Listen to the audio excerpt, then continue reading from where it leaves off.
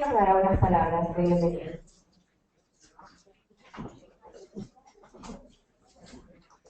Muy buenas noches a todos, miembros de la mesa principal, representantes de organizaciones de la sociedad civil y público presente que nos distingue con su presencia en este recinto. Les damos las más cordiales de las bienvenidas a nuestro 7º conversatorio Hablemos de Educación, Evaluación, Camino a la Calidad. Esta actividad es resultado de un proceso que inició hace más de 1 año y medio en redes sociales con 4 personas con intereses y valores similares hacia la educación.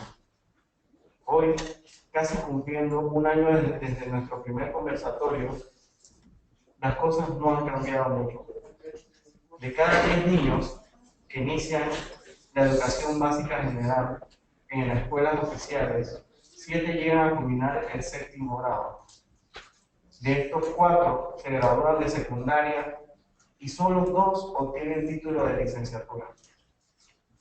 De lo que sí podemos dar fe que no es igual es que un grupo de jóvenes que participan y lideran más de 100 proyectos educativos se han unido con la misión y con el gran reto de convertir a la educación en una prioridad nacional. Sabemos que no es una tarea fácil, pero es necesario que toda la sociedad comprenda que el futuro del país se define en las aulas de clase y que todos somos comunidad educativa. Lo que pase o deje de pasar dentro del sistema va a impactar la vida de todos.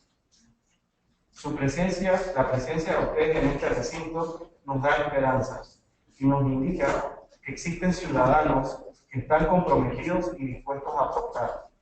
Recientemente inició el Concurso Nacional de Excelencia Educativa, una iniciativa que busca desde la sociedad civil fomentar un movimiento nacional por la evaluación. Y prueba de ello es que más de 60 miembros de la sociedad civil, en conjunto con supervisores del MEDUCA, visitaron más de 200 centros educativos a nivel nacional dentro de la primera fase del concurso. Hace poco, el Ministerio de Educación y los gremios magisteriales llegaron a un acuerdo en torno a la evaluación integral del sistema. Estos acuerdos que nos gustaría conocer más a fondo. Estos hechos nos indican que la evaluación está tomando poco a poco más importancia, pero si nos preguntamos, ¿el tema es parte del debate nacional? La respuesta tendría que ser que no. Por ello, realizamos este conversatorio para que ustedes comiencen a promover el tema, ya que la evaluación es el primer paso para lograr la calidad. Queremos agradecer especialmente a la Cámara de Comercio, Industria y Agricultura por brindarnos su aval siempre. También agradecer a Young Business American Trust por la transmisión vía webinar al interior del país y a otras partes del mundo. Recordemos que hacer sin planificar es ir a la deriva, pero hacer sin evaluar es perder la oportunidad de corregir, mejorar y prevenir. Muchas gracias a todos y bienvenidos.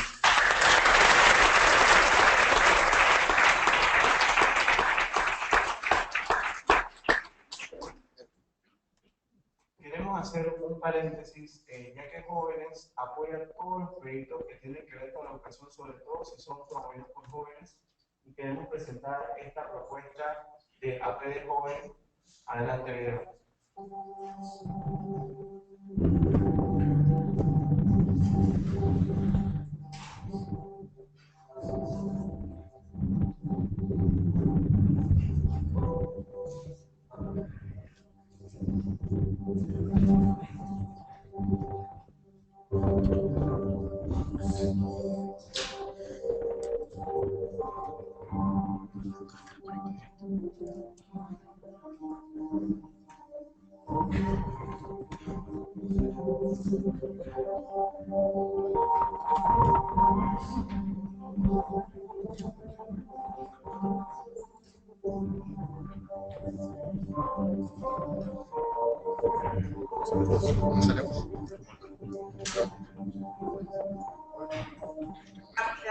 Al mundo del trabajo. Llevamos décadas de haber permitido que la profesión docente se deteriore en su reconocimiento social y económico.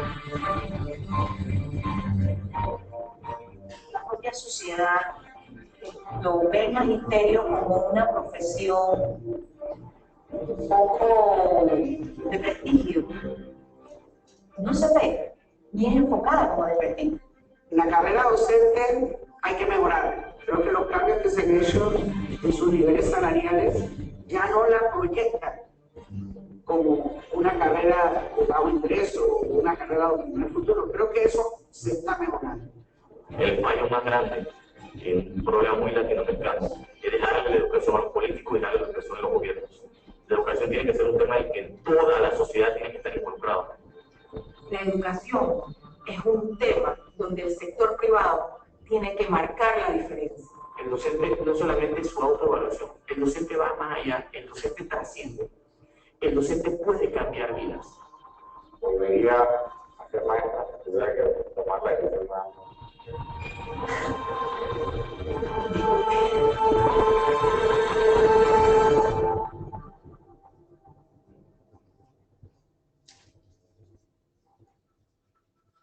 ¿Qué les parece? Bueno, queremos invitarlos a todos al estreno nacional de este documental, Educación en Recreo, el 18 de octubre en el auditorio de Capital Bank, calle 50. Varios de los miembros que participan en la Fe Joven también están en Jóvenes Unidos por la Educación, y es un deber para nosotros divulgar este tipo de iniciativas en pro de la educación. Así que están todos cordialmente invitados.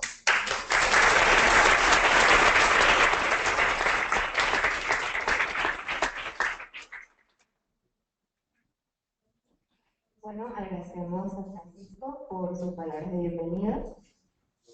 A continuación voy a presentar a nuestra primera expositora de la noche. Nuestra expositora es ingeniera mecánica industrial y posee una maestría en ciencias con especialización en ingeniería industrial y concentración en administración de recursos humanos. Ostenta también el título de docencia, de doctora en docencia con mención en antropología, educación de adultos. Posee una larga trayectoria como docente universitaria y es catedrática de la Universidad Tecnológica de Panamá, donde ha ejercido cargos administrativos de relevancia, tales como decana de la Facultad de Ingeniería Industrial, directora de Recursos Humanos, directora de Relaciones Externas, vicerrectora académica encargada. Ha sido consultora en el campo de la administración de recursos humanos. Además, ha servido como consultora del BID y del Banco Mundial en los campos de procesos, recursos humanos, educación, entre otros, en el Ministerio de Salud, en el Ministerio de Educación, en el Instituto de la Mujer. Fue secretaria ejecutiva del Consejo Nacional de Evaluación y Acreditación Universitaria de Panamá, CONEAUPA 2009-2013. Directora ejecutiva de la Agencia Centroamericana de Acreditación de Programas de Arquitectura y de Ingeniería, acá en 2006-2009, para evaluadora del Sistema Centroamericano de Evaluación y Armonización de la Educación Superior, SISEMAES, y del Consejo de Acreditación de la Enseñanza de Ingeniería y Educación. Demos la más cordial bienvenida a la doctora Mariana Isabel Archibald de Macpherson.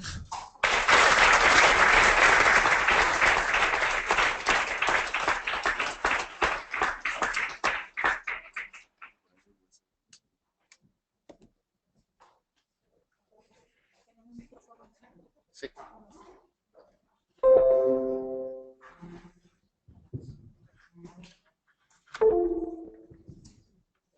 Eso. Muy buenas tardes. ¿Buenas tardes de aquí? Sí, sí. Allá me siento como muy lejos. Nosotros estamos en la cámara, ¿cómo algo? ¿Esa es la cámara? Sí, más lejos. Antena, gracias.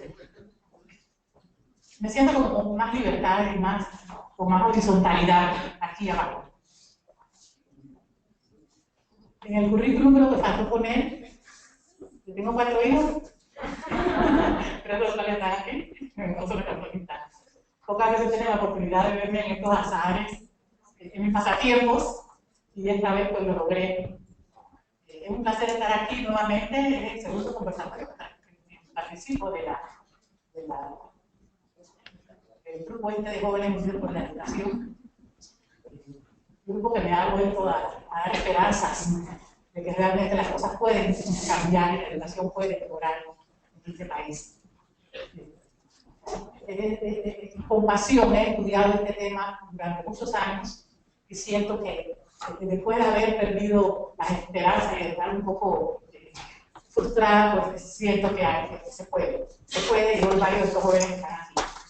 Le decía al doctor Natanero que el hecho de que sean jóvenes los que están buscando hoy por hoy con voz alta y clara su preocupación por mejorar la educación hace que otros jóvenes, uno, se sumen y dos, los escuchen. No es lo mismo escuchar a otros jóvenes diciendo que la educación es importante que escuchar a un adulto o a un adulto mayor diciendo que la educación es importante. De manera pues que agradezco estar aquí. Me ha tocado, me enteré ahora hace poco que va a ser la primera, pero no voy al segundo. Por aquí viene. Bien. O sea que todos los van a más de 15 minutos. El tema que me ha tocado a mí es por qué evaluar. Y podría responder así como decía Yabarito, solamente porque es una herramienta para mejorar, así se acabó. Pero es que entre una cosa y la otra hay un largo camino y normalmente no lo recorremos, lastimosamente. ¿Por qué hay que evaluar? Porque tenemos muchos retos actuales. Entre esos retos están algunos que los que estamos aquí. Nosotros hemos estado creciendo en los últimos años, lo saben todos, y aquí voy a pasar rapidito. Pero ese crecimiento se ha dado fundamentalmente por la inversión de capital extranjero. Esto lo escuchaba en una conferencia a la que asistí hace unos días. No precisamente por el aumento de la productividad. Seguimos utilizando intensivamente recursos naturales sin una planificación que nos permita optimizarlos y asegurarnos de que los recursos naturales renovables y los no renovables están siendo utilizados adecuadamente. Por otro lado, pues ya se mencionó aquella la desigualdad, eso aquí todos lo sabemos. Ojalá todos estuviéramos sensibilizados con lo que eso significa. Decía Lidia, en varias ocasiones ha dicho, no es posible que el lugar donde nace un niño determine hasta dónde va a llegar en su futuro.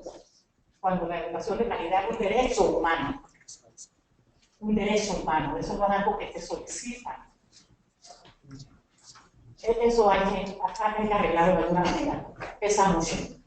Y por otro lado, como decía, nosotros tenemos hoy por hoy, y ahí ahora lo vamos a ver en una grafiquita rapidito nada más, muy poca productividad en los factores de producción. Y uno de los factores de producción más importantes es el recurso humano. Eso es preocupante.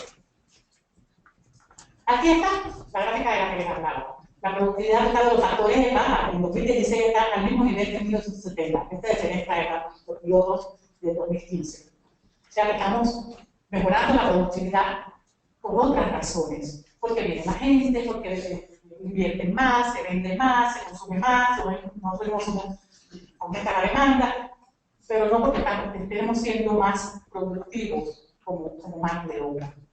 Y eso se debe fundamentalmente a la educación. Nosotros sabemos que todas las actividades agropecuarias y todas las actividades industriales, la productividad puede aumentarse rápidamente introduciendo tecnología adecuada. Pero ¿quién sabe cuál es la tecnología adecuada? ¿Cómo se maneja esa tecnología? ¿Cuál es la que hay que utilizar? El recurso humano. Nada más para mencionar la cantidad de actividades relacionadas con el tránsito interoceánico por el canal. Un montón de actividades, y nos preguntamos, ¿hay gente preparada para asumir esos retos? Aquí en Panamá es harto conocido que hay una escasez enorme en personal técnico, que sepa hacer cosas, que sepa por qué las hace. Gente que además las desea hacer bien, desde la primera vez, siempre. Eso es el caso. Y como queremos hablar de educación y todo esto está relacionado con la educación, tanto en la oferta educativa que se da como en la calidad y en la pertinencia, entonces tenemos que decir que uno de los retos que tenemos en este sentido es procurar la equidad. Aquí Francisco mencionaba algunas cifras de la cantidad de niños que llegan hasta a terminar la escuela secundaria, que terminan en la universidad, los que no. Pero si a eso le sumamos el estado de la calidad de esa educación que reciben, estamos en serios problemas. Porque si salieran del tercer año, por decir algo, sabiendo lo que yo sabía cuando yo salí del tercer año, las cosas estarían mal. Pero sabemos que eso no es así. Luego, para disminuir la deserción, sabemos que hace algunos años, para tener la altura del 46% de los muchachos que iban para cuarto año en la escuela secundaria, desertaban. ¿Por qué? En un artículo que escribí hace unos días que publicaron decía, porque es que hay muchos distractores, es cierto. Es más difícil estudiar hoy para los jóvenes de lo que fue para muchos de nosotros. Porque hay muchas cosas que los distraen, muchos placeres fugaces que los sacan de su línea, de su proyección, que no les permiten dedicarse seriamente a pensar qué deseo ser cuando sea grande. Y vemos entonces que la adolescencia aquí se ha extendido como hasta los 23 años. Entonces llega a los 23 años y no sabe qué quiere ser cuando sea grande. A los 23 años yo tenía, ¿qué va a pasar? Ya me gradué de la universidad, ya estaba hecha. Porque el asunto no es así tan fácil.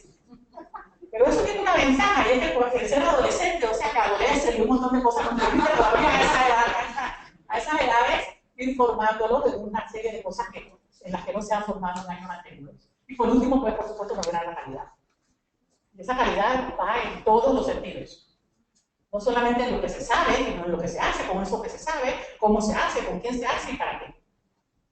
Y aquí, esto de la calidad, es lo que hay que evaluar. ¿Por qué hay que evaluarlo? Tenemos unas falencias, y es que nos dedicamos, en el mejor de los casos, a evaluar conocimientos. Pero uno no vale ni un bolígrafo por lo que uno sabe, sino por lo que uno hace, por lo mucho por lo que sepa. ¿Y cómo lo hace? Porque es que tiene que ser sostenido y sostenible, porque si lo hace a latigazo, al año tiene un motín y un sabotaje, no hay manera de que alguien quiera trabajar con usted. Así que eso también hay que evaluarlo. Y por otro lado, es muy peligroso facilitar el conocimiento a jóvenes sin que sepamos al servicio de quién va con esos conocimientos. Y ahí entran los valores. A eso no le damos suficiente atención. Sumamente importante. Más peligroso es alguien que sepa mucho y que le usa muchas cosas que no son. De modelo. ¿Por qué entonces hay que evaluar? Porque con eso podemos mejorar la calidad, porque es una herramienta para mejorar, y porque hay elementos, factores económicos que lo justifican. Por supuesto, hay que utilizar los recursos humanos, los recursos de toda índole, ya lo mencionamos. Hay asuntos sociales. La equidad, la pertinencia, el desarrollo humano y la sostenibilidad. Que no es solamente que hagamos sostenible los recursos, que haya suficientes recursos en el futuro. Una vez el ingeniero Gaspar, que creo que lo vi por ahí, decía, ya no vamos a estar pronto preguntando qué planeta le vamos a dejar a nuestros hijos, sino qué hijos le vamos a dejar a nuestro planeta. Porque en parte del desarrollo sostenible es porque un relevo generacional que continúe a partir de donde nosotros llegamos. Y eso pues implica aseguramiento de la calidad, desarrollo humano sostenible y calidad de vida. Aquí quiero hacer un paréntesis y aprovechar que el lector Rubio con alma y tal. ¡Ay, Diego!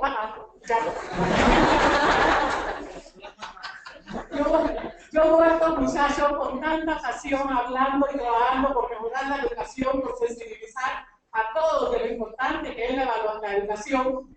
Y créanme que yo me preocupo. Y me preocupo porque me pregunto, ¿estos muchachos no tienen novia? Hace unos meses me decía uno, si hoy cumplí 6 meses con mi novia, ¿cómo se comprende? Digo, eso no me va a dar la novia. Pero uno no puede dedicarse solamente al estudio o al trabajo. Eso no es calidad de vida. Van a cumplir 40 años tomando 8 pastillas, una para los nervios, una para la presión, la otra para el azúcar, la otra para la ansiedad, la otra porque no pueden dormir. Y van a estar en eso a los 40 años de edad y a los 42 les puede dar. Ya llevo 3. No puede ser. Calidad de vida significa hacer un balance entre eso que tanto nos apasiona, la parte afectiva, porque somos seres sociales, seres humanos. Usted tiene que tener a alguien con quien usted se sienta mejor persona. que le saque lo bueno de usted, porque usted no le hace decir una palabra obscena. Digo, que sea todo positivo, que eso es necesario. Y también tiene que balancearlo con la recreación, por supuesto, pero es que no lo puede ir ni recrearse. Pero recrearse no es tomarse 5 tragos y un pulmón de trago, no, es hacer lo que a usted le da exactamente la gana, lo que a usted le gusta, sin perjudicar a otros, lo que usted disfruta, lo que usted lo abstrae de lo demás, de todo, porque eso es lo único que quita el estrés que produce el trabajo del estudio y le da con otra persona. Porque cada otra persona produce estrés, todos somos diferentes. En el momento que a usted le gusta la película de terror y a ella le gusta la película de comedia, estamos en problema. Eso produce estrés. Pero tienen que hacer ese balance. Ese consejo se lo doy para que tengan muchos más años de vida con salud y prosperidad y haciendo lo que les gusta. Y eso es, esta es la manera que se llama de la calidad de vida. Y cuando vamos a evaluación, tenemos, decía hace un ratito, que quitarnos esa percepción de que la evaluación es una herramienta que se utiliza para sancionar, que el que la utiliza es el fiscal, es el juez, es el verdugo que va a identificar cuáles son mis debilidades, mis errores, mis fracasos y además lo va a abanicar. Eso no es evaluar, eso hace daño. Cuando nosotros evaluamos, nosotros lo que hacemos realmente es comparar. Y aquí tengo que recordar que hace poco en un foro en donde hubo alguien muy importante, un gremio magisterial que dijo que no debíamos compararnos con nadie, porque nosotros éramos una prueba de que la educación no estaba mal en este país. Por favor, el grupo etario ahí no va a no subir, ¿cómo era? No, era como de 50 años. Que estaba bien la educación. Sí, pero era como de 60. Pero bueno, era como de 60. ¿Cómo va a comparar la educación de adultos con la educación de jóvenes jóvenes? Y el entorno cambió además. Las condiciones son distintas. La gente aprende de manera distinta y por razones distintas. ¿Cómo no nos vamos a comparar? Es que si no nos comparamos, no nos vamos a evaluarse es compararse con un estándar. Cuando usted se pesa, te pones una pesa y usted pesa 300 libras, pero ahí no tiene correcta con nadie, está mejor. Usted tiene un estándar, 150, que vamos a poner. Entonces ya usted sabe cuándo le falta rebajar, usted hace un plan de acción donde dice, bueno, primero me voy a bajar 10 libras, el segundo me voy a bajar tanto, y usted se compromete con ese plan de acción y entonces mejora. Ahí usted está haciendo una evaluación. Pero ¿qué hace cuando ya se acuerda que son 300 libras? Sí, ya lo sé, entonces. Vamos a dar con eso. Eso no es evaluar. El objetivo final de la evaluación es mejorar. Por supuesto que las personas necesitan retroalimentación en términos de qué cosas están haciendo bien, sigue así, y qué cosas deben mejorar para ver qué hago para mejorarlas. Pero si no se mejora, la evaluación casi que no tiene sentido. Y como nosotros no somos perfectos, de eso todo se puede mejorar. Si todo se puede mejorar, todo hay que evaluarlo. Suena como un silogismo. Pero sí, nosotros no podemos mejorar algo si no lo evaluamos. Pero hemos por tanto tiempo utilizado la evaluación como una herramienta de castigo, de uso de alguien que tiene poder sobre otro, que ahora nos cuesta evaluar, incluso hacemos una autoevaluación. Y decimos, sí, ya nos autoevaluamos. Pues está igualito, el diagnóstico de ahora igualito tal vez de un año que ha hecho. Nada. Entonces, para verte evaluar, te hubiera perdido tiempo. El objetivo es mejorar. Y ahí te mencionaba, puse con letras azules algo que dice juicios de valor. Y lo mencioné, aunque esto puede causar un poquito de escozor, porque mucha gente piensa que la evaluación, o está de acuerdo, opina que la evaluación debe ser totalmente objetiva. Conmigo no puede ser cómo usted evalúa el esfuerzo, cómo usted evalúa el interés, cómo usted evalúa la disposición a hacer cosas. Eso no es 2 más 2 es 4. Y eso hay que evaluarlo. Porque eso es algo que hay que mejorar, que hay que desarrollar en la gente. Bien. Y entonces, para resumir, nosotros evaluamos para diagnosticar, por supuesto, pero el diagnóstico es un primer paso que nos proporciona información sobre cómo lo estamos haciendo, lo bueno, lo malo y lo feo. Y cuando vamos a retroalimentar a alguien, normalmente debemos hacer como el emparedado. Le decimos lo bueno, después decimos las oportunidades que tiene para mejorar, y después lo despedimos como lo pueden tener otra cosa buena que también hizo. No despida a la gente con algo malo que hizo, por Dios, no se vaya con ese trago a mano. Y tampoco lo reciba con ese trago a mano. Segundo, se va a poner lo que tiene que mejorar.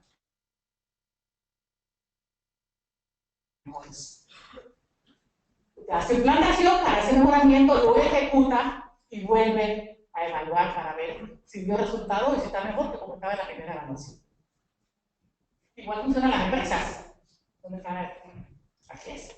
Sí, que es algo más caro. Ha tomado no sé cuántos cursos de relaciones humanas. Oiga, yo puedo tomar 500 cursos de relaciones humanas y ser el mismo décota de siempre.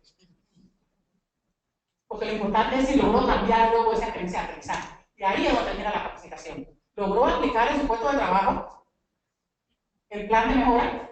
Sí, ok, funcionó. ¿No? Hay que hacer ajuste y demás. Bien. Entonces, esto es, hay que promover el mejoramiento continuo, comparar para poder reconocer fortalezas y identificar oportunidades de mejora. Y en el caso de educación, eso nos sirve a nosotros para alcanzar niveles internacionales. Créanme que eso es difícil. Bien difícil. Tenemos que sentirnos orgullosos de lo que hemos hecho, porque tampoco podemos andar por ahí arrastrándonos y frustrados que no somos nada. No. Tenemos muchas cosas buenas y tenemos que reconocerlas. Y enseñarle a nuestros jóvenes que aprendan a reconocer en qué son buenos. Usted le pregunta a muchachos, ¿usted todo es bueno? Y no, no todo puede ser malo. Tiene que tener cosas buenas. Pero a nivel internacional, cuando nos comparamos, nos damos cuenta que lo que aquí es bueno allá no es tanto. Eso nos ayuda con la movilidad académica, que no solamente se da en el aspecto de intercambio de docentes y estudiantes y demás, sino también en investigaciones, en alianzas, una serie de alianzas estratégicas entre universidades, como se hacen empresas, pero que solo se van a hacer con universidades que han demostrado calidad, que están acreditadas, o con escuelas que están acreditadas. Es decir, que hay una agencia que certifica que en efecto cumple con algunos estándares que la otra universidad reconoce. Y por último, lo que algunos piensan que puede ser lo primero, garantizar las competencias del egresado, que no solamente, repito, es conocimiento de habilidades de empresas, incluye actitudes con C, valores, la pasión, las ganas de hacer las cosas. Y como vamos a estar hablando de educación, y lo mío es educación superior, no podía dejar por fuera lo de las universidades de clase mundial. Que reconocen que no solamente forman profesionales, forman ciudadanos. Ciudadanos, eso incluye mucho más que profesionales. Y que producen investigación. Países, universidades de clase mundial que están en países ricos, que son ricos, que no investigan porque son ricos, al contrario, son ricos porque investigan. ¿Ya? Y que hacen investigación básica, lo cual está muy bien. Esa investigación básica, la investigación básica, esa que le genera conocimiento al mundo, el granito de la luna, ya el cráter del sol, no sé, no, el cráter del sol no tiene cráter. La luna, el cráter de la casa, por allá. Eso está muy bien, eso engrandece el acervo mundial, eso pone a la universidad en las páginas amarillas, eso le da reconocimiento a los investigadores, eso categoriza a las universidades. La medida eso no se resuelve ningún problema local. Y luego tenemos muchísimos problemas locales para llegar no solamente a la investigación nacional. Y aquí no vamos a hablar de limitaciones, del agua, del precio, de no sé qué. En estos días leía en la prensa, han sembrado 35% más de arroz en Darien. Así, pero lo que me dijeron era que lo habían sembrado en el 100% más de hectáreas. Entonces, ¿en qué quedamos? Como verdades a medias, ¿no? La innovación, que es encontrar nuevos usos para cosas, de cómo solucionar. Mientras sigamos pensando que el vaso es para los líquidos y que el plato es para las cuestiones secas y que la silla para sentarse, no vamos a encontrar nuevos usos para las cosas que tenemos. Y la intención, que algunas universidades todavía consideran que no es una de sus funciones sustantivas, que significa proyección, arte, cultura, sinfónica, todo aquello que hace ciudadanos, todo aquello que forma integralmente al profesional. Y finalmente, pues todo tiene que hacerse en una gestión que sea transparente, que tenga cuenta, que sea efectiva, que sea eficaz, que sea eficiente. Para cerrar, la calidad se mejora evaluando y también la pertinencia, porque no se puede hablar de calidad si no hay pertinencia. Son dos conceptos estrechamente relacionados. Si la universidad tiene que convertirse en un agente de cambio o si tiene que responder a las necesidades de la ciudadanía, bueno, es algo, una discusión que hay que tener para poder mantener un equilibrio, pero hay que hacerla.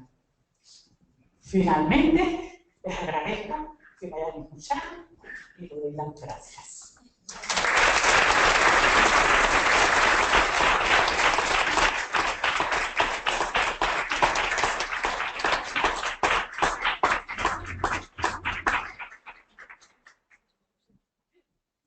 Agradecemos a la doctora Mariana por su excelente presentación.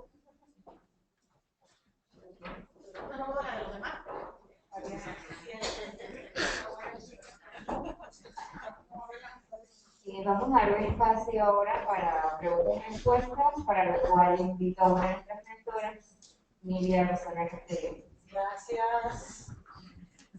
Esto, bueno, primero gracias por venir y como siempre muy orgullosa de Jóvenes Unidos por la Educación. Tu presentación fue muy buena, Mariana, y creo que tocaste puntos neurálgicos. Ahora lo que queremos, como esto es interactivo, es al menos aceptar una pregunta antes de proseguir con lo que será la presentación del doctor Julio Escobar. Y mi pregunta a Chiriquí es si tienen una pregunta desde allá para hacernos sobre el tema. Queríamos darle el privilegio a la altiva provincia de Chiriquí para que haga la pregunta, porque siempre los dejamos de último en los conversatorios. Son muy fieles. Así que hagamos las cosas al revés, dicen que los últimos serán los primeros. Así que Chiriquí, ¿tienen alguna pregunta que compartir con nosotros? Chiriquí.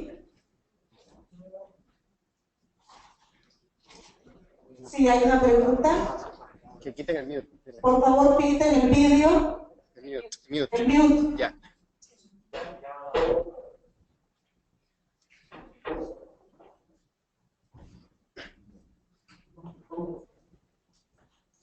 Solamente pedirles que la pregunta sea muy concreta, mi querido. Hola, Luis.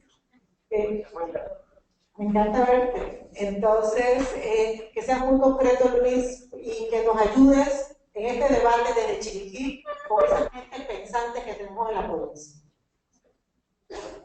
Bueno, muchas gracias por la oportunidad de tener esto tan importante, tomar conciencia. Acércate el micrófono, Luis. ¿Me escuchan ahora? Perfectamente. Bueno, agradecer de participar, de tener este evento y crear conciencia de la necesidad de atender este reto de comunicación.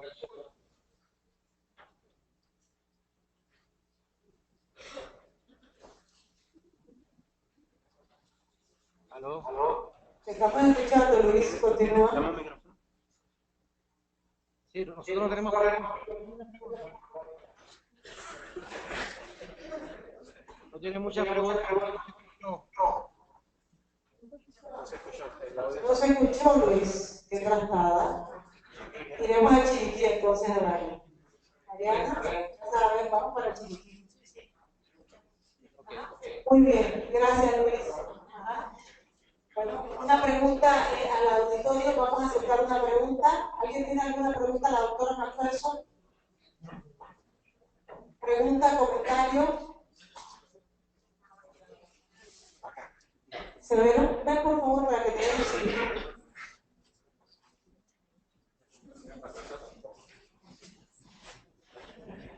Buenas tardes. Sí, es una pregunta relativamente sencilla, y es que yo tuve la oportunidad de escuchar anteriormente a la profesora Macpherson, sobre todo cuando estaba en Europa, pero siempre veo que al final nos estamos concentrando mucho en la educación superior y en la educación siempre un poquito más en el mental, un poquito más en el principio de las cosas. Y veo que nuevamente estamos enfocando el tema, o esa es mi percepción al menos, de cómo evaluar ese tipo de educación, pero mi educación sigue siendo cómo evaluamos la educación mental, que se empieza ¿Cómo evaluamos la educación ambiental?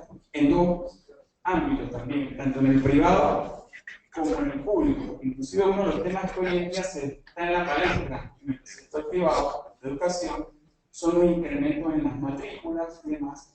Pero en gran parte, uno fuera del tema de libre empresa, uno puede decir, bueno, tú estás pagando libremente por una calidad de educación que vas a recibir, pero también he escuchado a diferentes padres diciendo, bueno, ya no quién me garantiza que voy a recibir esa calidad.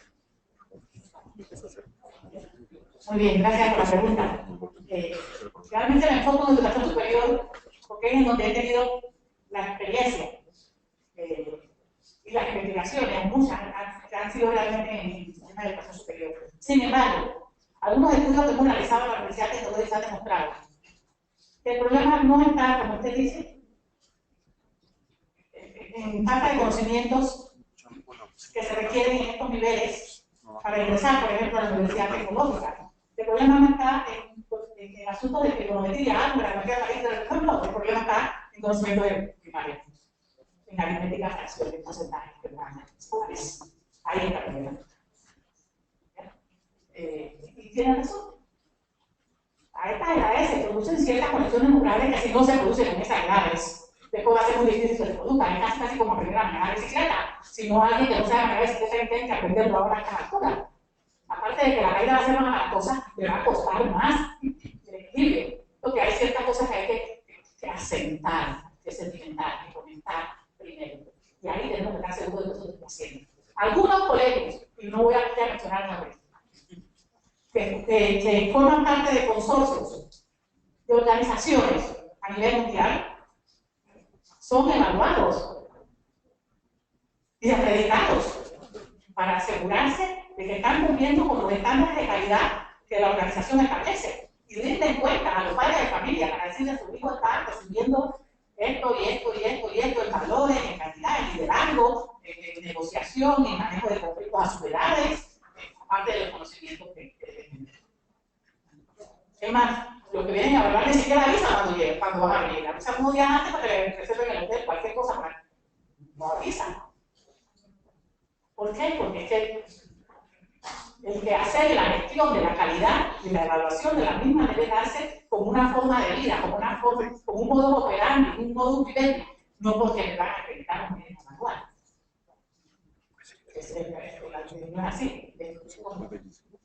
Creo que tiene la charla de todo el tiempo, hay que evaluar. Hay que evaluar todo lo que afecta a la calidad. Todos. No solo lo más fácil, a veces evaluamos solo lo más fácil, no, hay que evaluar lo más importante. Y ojalá pudiéramos seguir evaluando en los niños de los aprendizajes así como se evalúan en el preescolar, integral, a base de actividades. Y uno se da cuenta de lo que aprendió y cuando uno, sabe los colores y las formas y las letras y las cosas, qué bien. No, que no te sacaste. Un estudiante en estos días me preguntaba algo de eso porque yo le decía, nosotros mismos acostumbramos a nuestros niños preguntándole a la casa que vamos a sacar antes de decirle buenas tardes. Lo primero que le tenemos que preguntar, ¿cómo te fue? ¿Qué aprendiste? Claro, eso además nos obliga a recordar. Y después, ¿cuándo sacaste? Porque si no aprenden, que lo más importante es la nota, y hay que obtenerla como sea, aunque no aprendan, ya nosotros no pagan por la nota que sacamos. ¿Ok? Así que sí, hay que hacer énfasis en la primaria para asegurar que esas conexiones iniciales se den. Gracias, Mariana.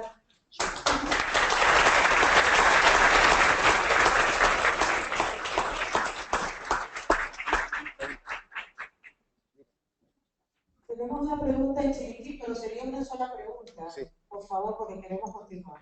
Chiriquí. Ya viene. Chiriquí tiene una pregunta.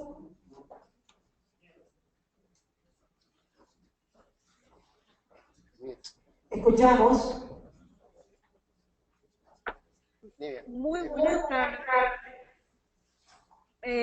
Quiero que sepan que no se escucha o está cardíaca la voz, así que por tanto nosotros no nos escuchamos. Me gustaría saber si ustedes me pueden escuchar desde allá.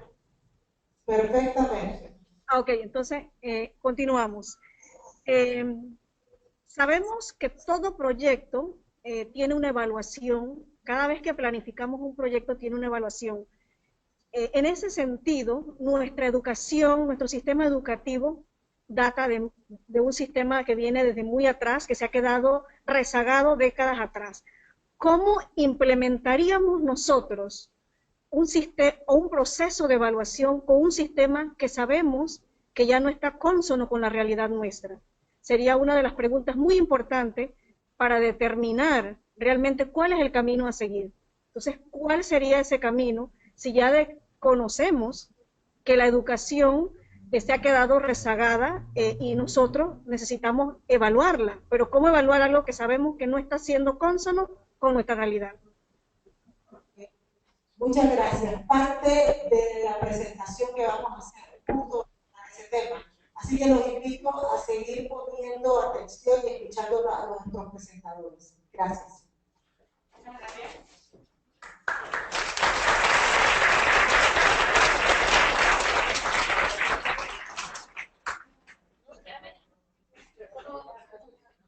A continuación, vamos a presentar a nuestro segundo expositor de la noche de hoy. Nuestro expositor es presidente y ejecutivo principal de Centauri Technologies Corporation, empresa dedicada a apoyar la evolución tecnológica de corporaciones y organizaciones que desean fortalecer su competitividad y capacidad de innovar. Julio Escobar es científico y gerente de investigación del Grupo de Investigaciones Avanzadas de Internet en la empresa BBN de los Estados Unidos de América, la empresa que implementó la primera versión de lo que ahora se conoce como el Internet. El doctor Escobar ha sido evaluador y miembro de comités asesores de la Fundación Nacional de Ciencias y de la Agencia de Proyectos Avanzados de Defensa, con las siglas DARPA, de los Estados Unidos de América. Además, es miembro senior del Instituto de Ingenieros Eléctricos y Electrónicos IEEE, miembro de la Asociación de Máquinas de Computación y ha sido miembro del Consejo Editorial de las revistas científicas IEEE Networks y del Journal of Fiber and Integrated Optics. En Centauri Technologies dirigió el diseño e implementación de la infraestructura de seguridad de la red de cajeros automáticos de la red de Panamá y la infraestructura de seguridad para las elecciones nacionales. En el 2004 al 2009 fue secretario nacional y ministro de Ciencia, Tecnología e Innovación. Su gestión ha sido notada recientemente en el ejemplar del 27 de enero de la prestigiosa revista científica internacional Nature. El doctor Escobar tiene un PhD del Instituto Tecnológico de Massachusetts en Ingeniería Eléctrica y Ciencias de Computación. Es miembro de la Junta de Síndicos de la Ciudad del Saber, de la Fundación Amador, de la Junta Directiva de la Fundación Biblioteca Nacional y miembro de la Junta Directiva de Venture Club, el único club abierto de inversionistas ángeles de Panamá. Le damos la bienvenida al doctor Julio Escobar.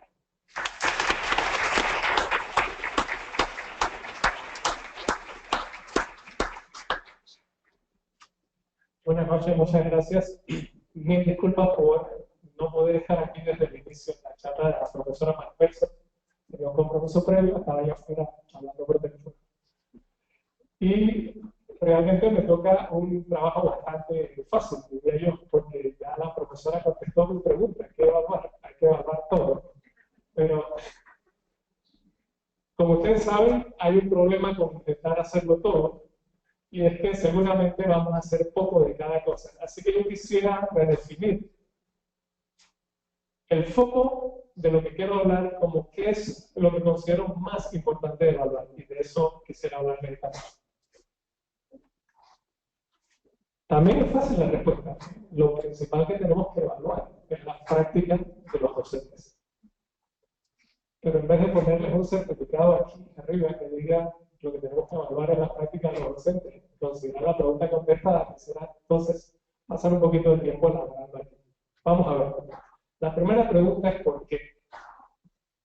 Y la razón es que la evidencia principal disponible sobre cómo funcionan los sistemas educativos del mundo muestra claramente que un sistema educativo llega en calidad tan alto como sus docentes. Y difícilmente sobrepasa ese nivel. La calidad del sistema educativo también depende de los directores, también depende de muchos otros factores que incluyen infraestructura, tecnología. Pero ninguno de esos factores tiene tanto impacto como la calidad de nuestros docentes. Y efectivamente, si nosotros evaluamos para mejorar, nosotros tenemos que evaluar la práctica de nuestros docentes. Creo que la mayoría de ustedes están familiarizados con una frase de William Thompson, conocido como Lord Kelvin, que se puede decir en varias formas, pero básicamente lo que no se evalúa no se puede mejorar. Eso se dice mucho, pero fíjense una sutileza. La frase dice lo que no se evalúa no se puede mejorar. No dice lo que no se evalúa mejora poco. Y realmente si vemos nuestro sistema educativo, casi parecemos un ejemplo más de esa frase. Panamá por muchas décadas no ha contado con un sistema de evaluación eficaz y nosotros razonablemente podríamos especular que si tomáramos la molestia de ver cuál es la evidencia de nuestro desempeño en el sistema educativo, nos vamos a dar cuenta que por décadas nosotros no hemos mejorado. Ahora, ¿qué tendríamos que hacer para evaluar la práctica docente? Esto es un problema bastante más complejo de lo que puede parecer. Vamos a empezar. La práctica de un docente en preescolar no es la misma práctica docente que en primaria o en premedia o en la escuela media. De hecho, en la mayoría de los países con buenos sistemas educativos, la práctica docente para preescolar es mucho más rigurosa y requiere mucho más preparación que la práctica docente para más adelante. Si ustedes piensan en el comentario de la profesora McPherson en términos de cómo afectamos el desarrollo cognitivo del cerebro humano, la realidad es que estos docentes están operando como si fueran cirujanos en el cerebro de nuestra próxima generación. Si no saben lo que están haciendo, pues se imaginan que es estar en manos de un mal cirujano. Así que la práctica docente requiere variar en función de qué parte del sistema educativo estamos intentando evaluar. Tenemos otro problema. Si nosotros queremos evaluar la práctica de un docente, ¿cómo sabemos que la estamos evaluando en forma adecuada? Si nosotros evaluamos el resultado de sus alumnos, nos topamos con uno de los muchos distractores. No es lo mismo evaluar la práctica docente en una escuela donde todos los alumnos comen y duermen bien bajo un techo seguro, que la práctica docente en áreas de nuestro país, de las cuales hay muchas, donde los niños tienen que caminar 1 hora para llegar a la escuela sin haber comido prácticamente y probablemente mal dormidos. Así que cuando nosotros vemos que la práctica de un docente no logra atraer la atención de un alumno, tendríamos que decidir si el problema es que el alumno no ha dormido o que el docente no sabe cómo atraer la atención. Si tenemos el problema de que la práctica docente no tiene un consenso de cuál es su mejor forma de ejecutar, en realidad es un montón de situaciones en las cuales cada docente tiene que decidir cuál es la mejor forma de ejecutar. La práctica docente es como cargar una maleta de buenos trucos y decidir cuál de todos los trucos es el que tiene que aplicar en la situación.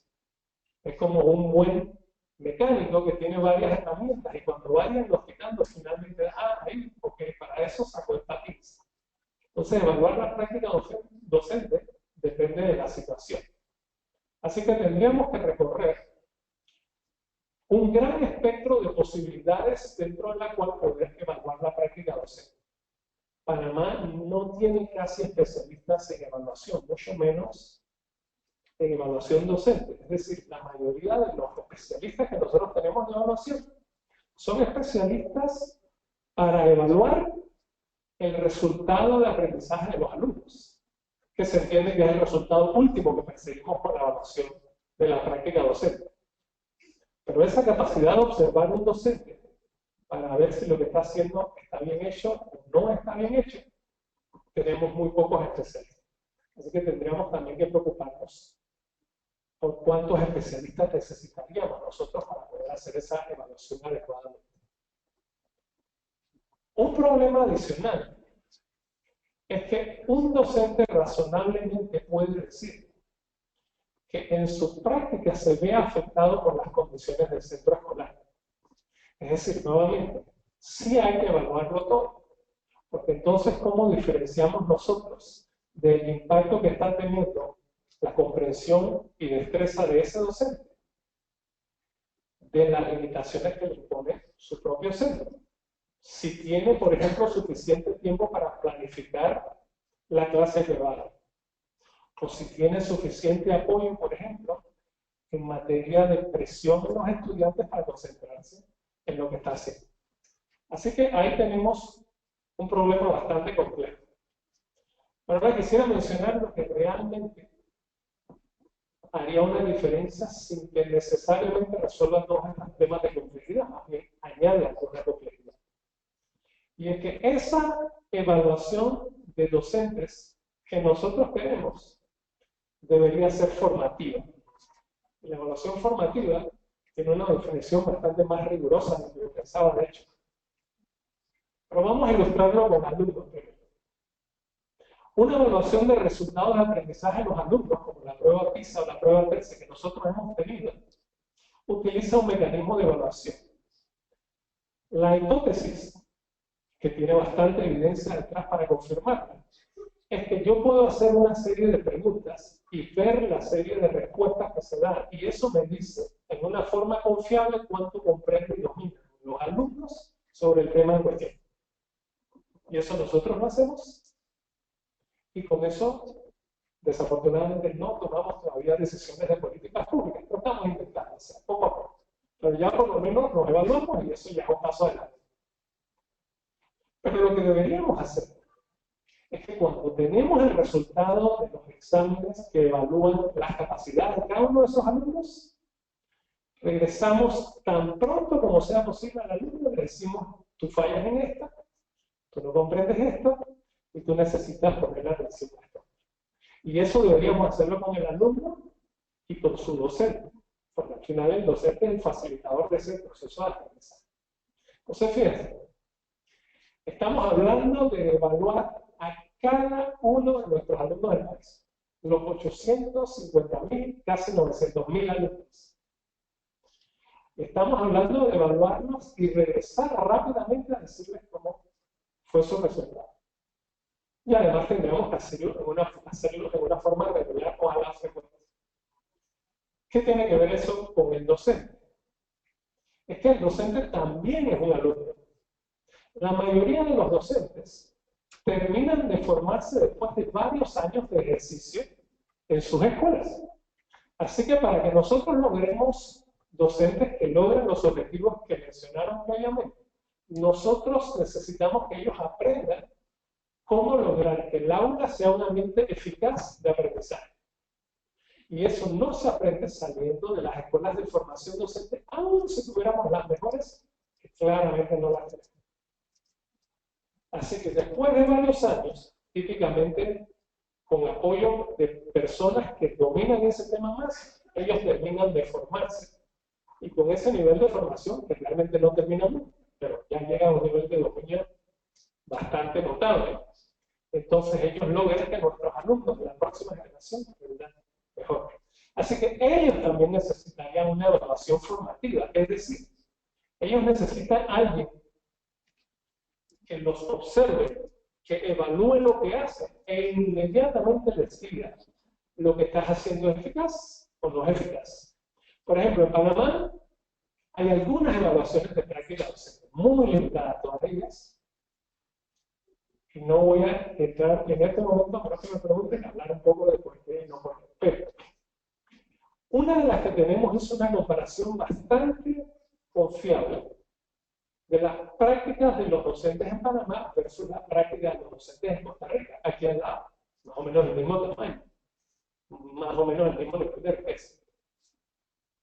Y claramente, los docentes de Costa Rica como conjunto se preocupaban razonablemente más de que los alumnos comprendieran lo que sucedía en clase que nuestros docentes como conjunto. ¿Qué significa eso?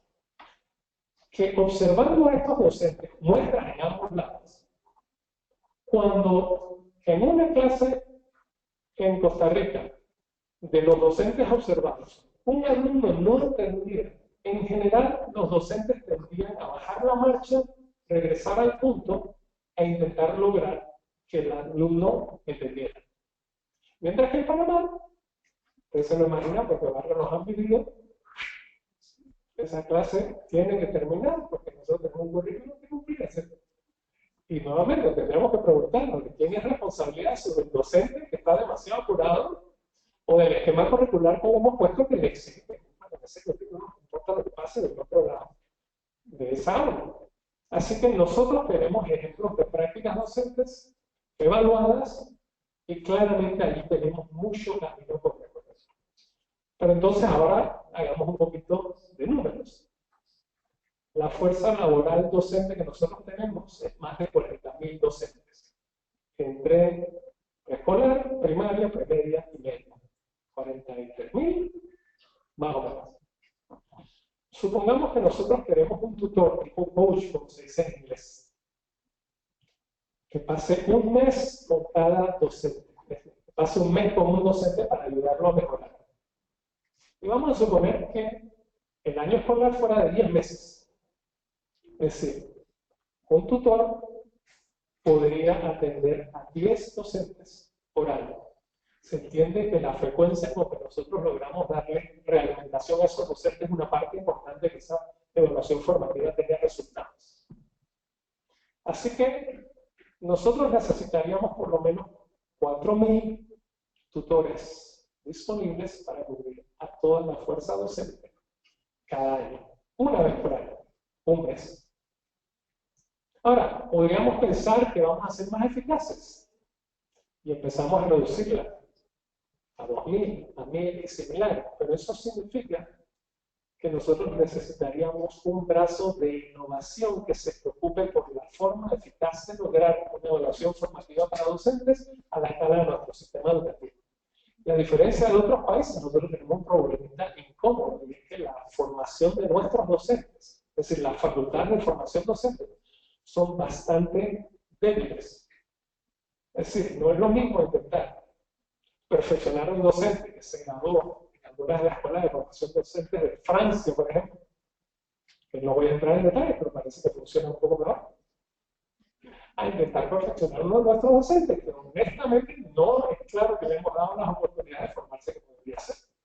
Así que nosotros vamos a tener más que tener una capacidad de innovar, que significa prestarle atención a la eficacia con que nosotros logramos darle una evaluación formativa a nuestros docentes. Y después vamos a tener el mismo problema que recorrimos en la definición de qué es lo que es la práctica docente. No es lo mismo evaluar la formación docente de manera formativa, para los docentes de preescolar que para los de primaria y para los de media, aún si no dividimos por temas, matemáticas, ciencias naturales, etcétera, etcétera, etcétera. O sea, la complejidad es impresionante. Tampoco los quiero dejar con mal sabor de boca. Honestamente, prácticamente cualquier evaluación docente, sobre todo formativa, razonable, nos va a permitir avanzar mucho más rápido de lo que venimos avanzando hasta ahora. Eso es precisamente lo que plantea Lord Kelly. Si nosotros medimos, tenemos una oportunidad de mejorar, pero si no medimos, olvídense. Así que igual vamos a estar mejor.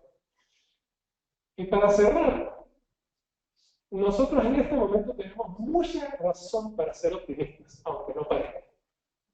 Yo sé, me duele mucho por el gobierno actual, que la huelga docente representó una complicación superlativa que no va a parar ahora, porque ahora el gobierno actual tiene que ver cómo replantea sus planes de inversión, con los cuales pactó con nuestra sociedad y por tanto lo elegimos, para intentar atender un cambio radical en la inversión de recursos en nuestro sistema educativo.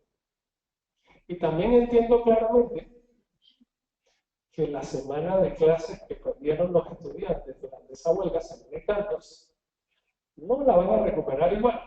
Puede que mejor aquí. Algunos más afortunados van a tener la oportunidad de tener algunos tutores o algunas clases especiales, pero olvídense, esa semana desapareció.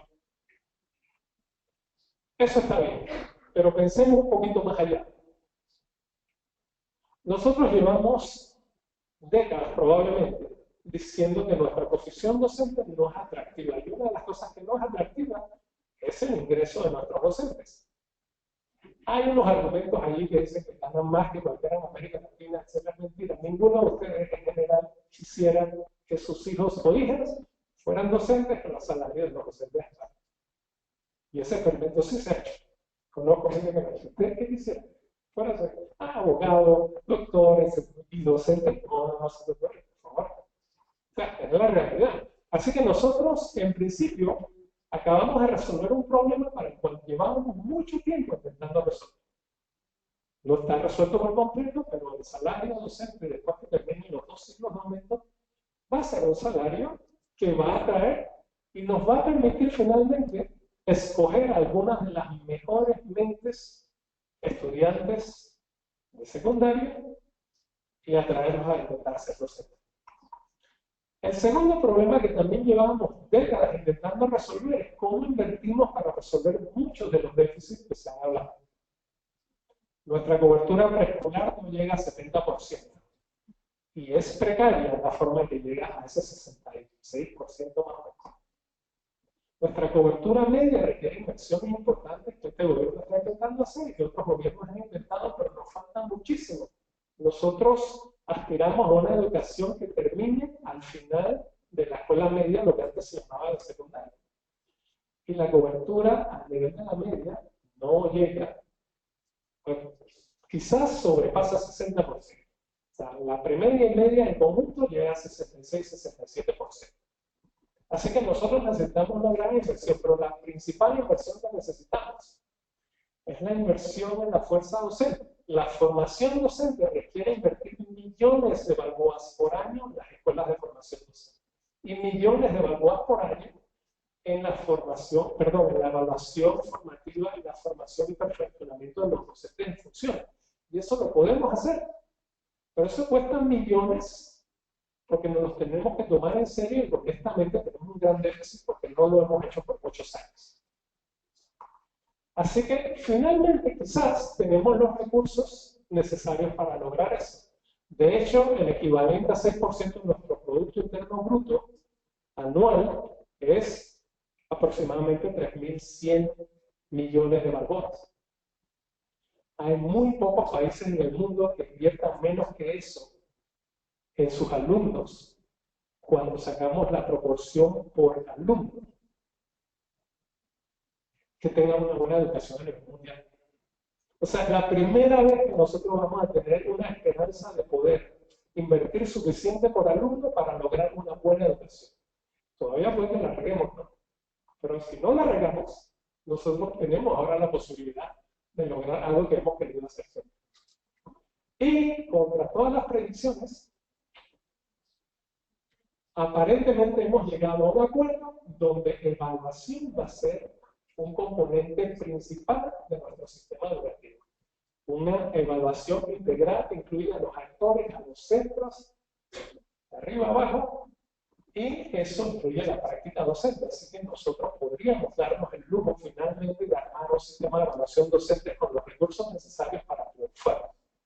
Así que no quise dejarlo con mal sabor de boca. Nosotros estamos en el inicio de una fase probablemente muy distinta a nuestro sistema educativo, donde por primera vez en mucho tiempo tenemos una capacidad real de tener una buena educación. Gracias.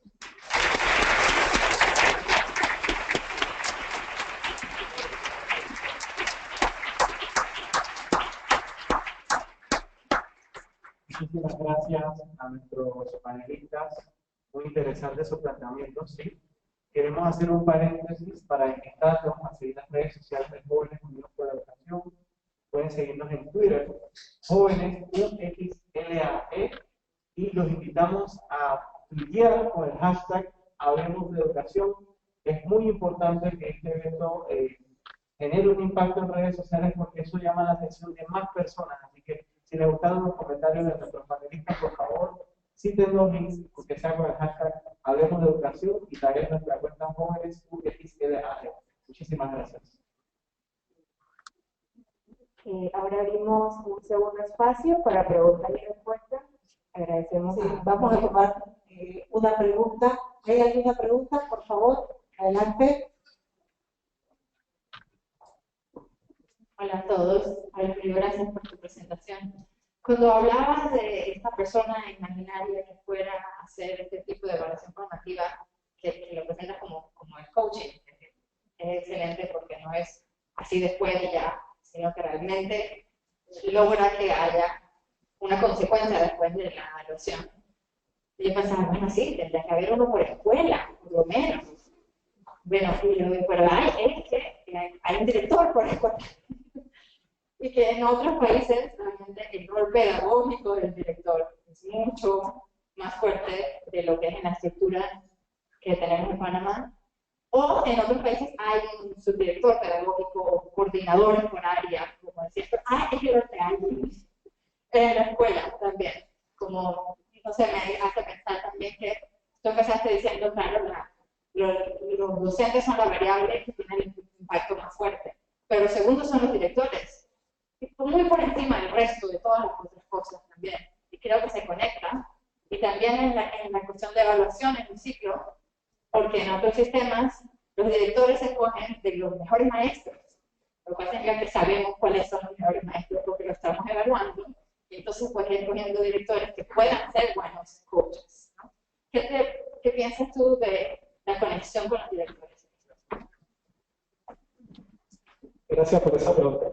Bueno, hay una conexión muy fuerte, pero estamos hablando a futuro, ¿no? Para que nadie se entusiasme de que ya resolvimos el problema de los 4.000 tutores, porque efectivamente tenemos aproximadamente 4.000 escuelas, 3.700 más o menos, así que realmente tenemos aproximadamente 1.000 directores de escuelas, no 4.000, porque en muchas escuelas pequeñas de nuestro país no hay director, sino que uno de los docentes está encargado del lugar donde se aprende. Y en otros lugares hay directores que son directores de la mañana y de la tarde y a veces peor de la noche o qué sé. Pero bueno, regresando al punto. Sí, efectivamente, después de los docentes, la evidencia que yo conozco indica que el segundo elemento de mayor impacto en la calidad de nuestra educación son los directores. Ahora, también en muchos de los estudios que probablemente conoces que se han hecho sobre el tema, la razón parece ser que los mejores directores son aquellos que logran escoger y retener y permitirles desempeñarse a los mejores docentes. O sea, no hay ningún milagro. Ellos son los que hacen que los mejores docentes hagan su trabajo. Y efectivamente, si nuestro sistema fuera promoviendo a los docentes a ser directores de escuelas con funciones pedagógicas, entonces habríamos finalmente resuelto en una forma, eso tiene sus deficiencias quizás, pero habríamos resuelto en alguna forma mucho mejor que la actual cómo hacemos con esa tutoría. Tenemos varios problemas por resolver. El primero es que en nuestro sistema los directores no tienen principalmente funciones pedagógicas. Y además, no es claro que con el esquema actual podrían hacerlo, por razones que podríamos conversar. Entonces nosotros tendríamos que cambiar el esquema de qué es un director de escuela y cuál es su responsabilidad. Y como dijiste muy bien, si no tenemos un esquema de evaluación, no vamos a poder saber quiénes son los mejores para promoverlos a ser directores. Pero un problema con el que se van a enfrentar de todas maneras es que un director de escuela probablemente no va a poder ser un especialista en la evaluación formativa de docentes, porque esa no es su función principal. Así que quizás pudiéramos mezclar, sabiendo que el director es competente en la parte pedagógica, en observar a sus mejores docentes y estimularlos a que hagan el mejor trabajo. Esos en combinación con menor número de tutores especializados podría ser una combinación muy poderosa. Personalmente yo pienso que nosotros no tenemos más opción que crear un grupo bastante especializado de evaluadores de varios componentes, incluyendo aquellos evaluadores capaces de ser tutores de docentes. Y esa gente tiene que estar permanentemente en contacto con lo que está pasando en el mundo, porque la que hace un buen docente hoy no va a ser lo mismo que en 5 o 10 años. Y eso va a tener que ser un componente, en mi opinión, de nuestro sistema educativo, a pesar de que efectivamente tener en cuenta a los directores nos ayuda muchísimo. Gracias, Julio. Por favor, debe sentar. Chiriquí, le vamos a pedir que espere hasta el final para hacer todas las preguntas al panel. Así que pienso que podemos presentar al anfitrión. Vamos a presentar ahora a nuestro tercer expositor invitado, el ingeniero Jorge García Icaza, presidente de la Cámara de Comercio, Industrias y Agricultura de Panamá para el periodo 2016-2017. Es ingeniero mecánico especializado en termodinámica y fluidos, egresado del Worcester Polytechnic Institute. Posee una maestría en administración de empresas con especialidad en finanzas y mercadeo de Boston College. Laboró por 15 años en Copa Airlines, llegando a ocupar el puesto de vicepresidente comercial. Actualmente es presidente del Grupo GEA, del Grupo Ortopedia Nacional, Ortosistemas y fundador director de Panama Marine Adventure. Su trayectoria en la Cámara de Comercio, Industrias y Agricultura de Panamá inició en el año 1995. Ha sido director en los grupos 13, 7 y 10, que agrupan empresas relacionadas a los sectores turismo y esparcimiento, transporte y logística, salud y químicos, respectivamente.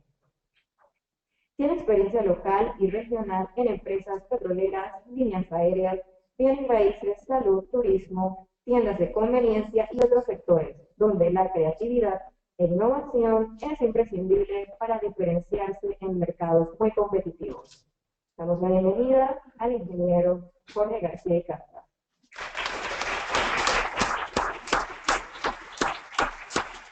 Gracias, buenas noches. Como ven, me siento porque tengo mis notas aquí, no como los doctores que se lo saben toda la memoria. Y voy a empezar por decirles que voy a aplicarlo el chiste que Pepito del aire. Eso estaba en el chiste. Le dice la maestra a Pepito, mañana te voy a dar un examen, tienes que estudiar 2 cosas, el águila y el león. Por supuesto, Pepito, como es, dice, nada, estudiar el león, 50-50 chance, ¿no? Por supuesto, la maestra al día siguiente le preguntó por el águila.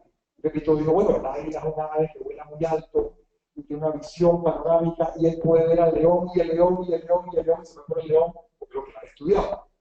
Yo, como no sé nada de educación, les voy a hablar de lo que hace 28 años un grupo de empresarios decidió hacer, que fue agarrar una empresa pequeña, local, en Panamá, y llevarla a convertirla en una empresa de clase mundial. Esta empresa, obviamente, la conocen como Airlines.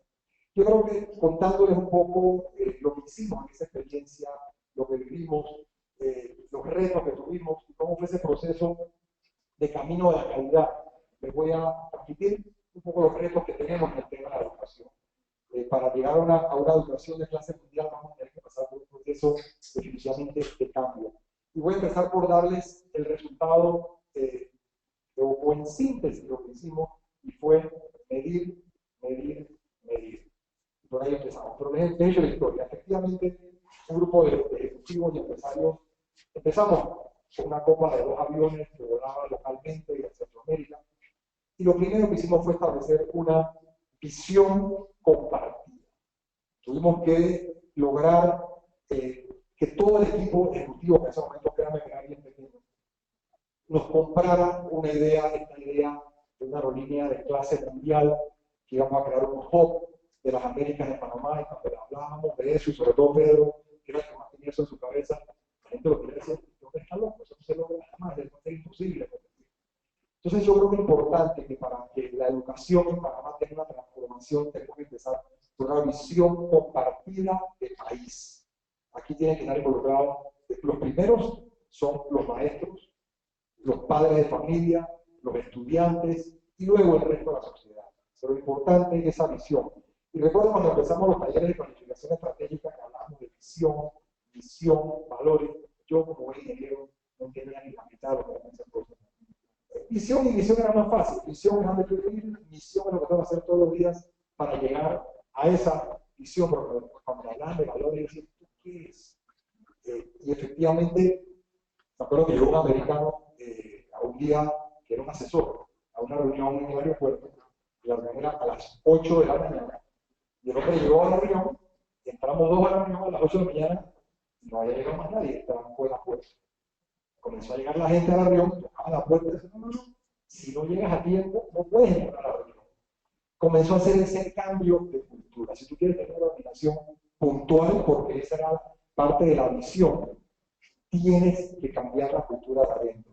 Entonces, valores es muy, muy importante, no solo misión, sino los valores, porque esos valores es lo que une a esa comunidad, une a ese país en torno a una visión.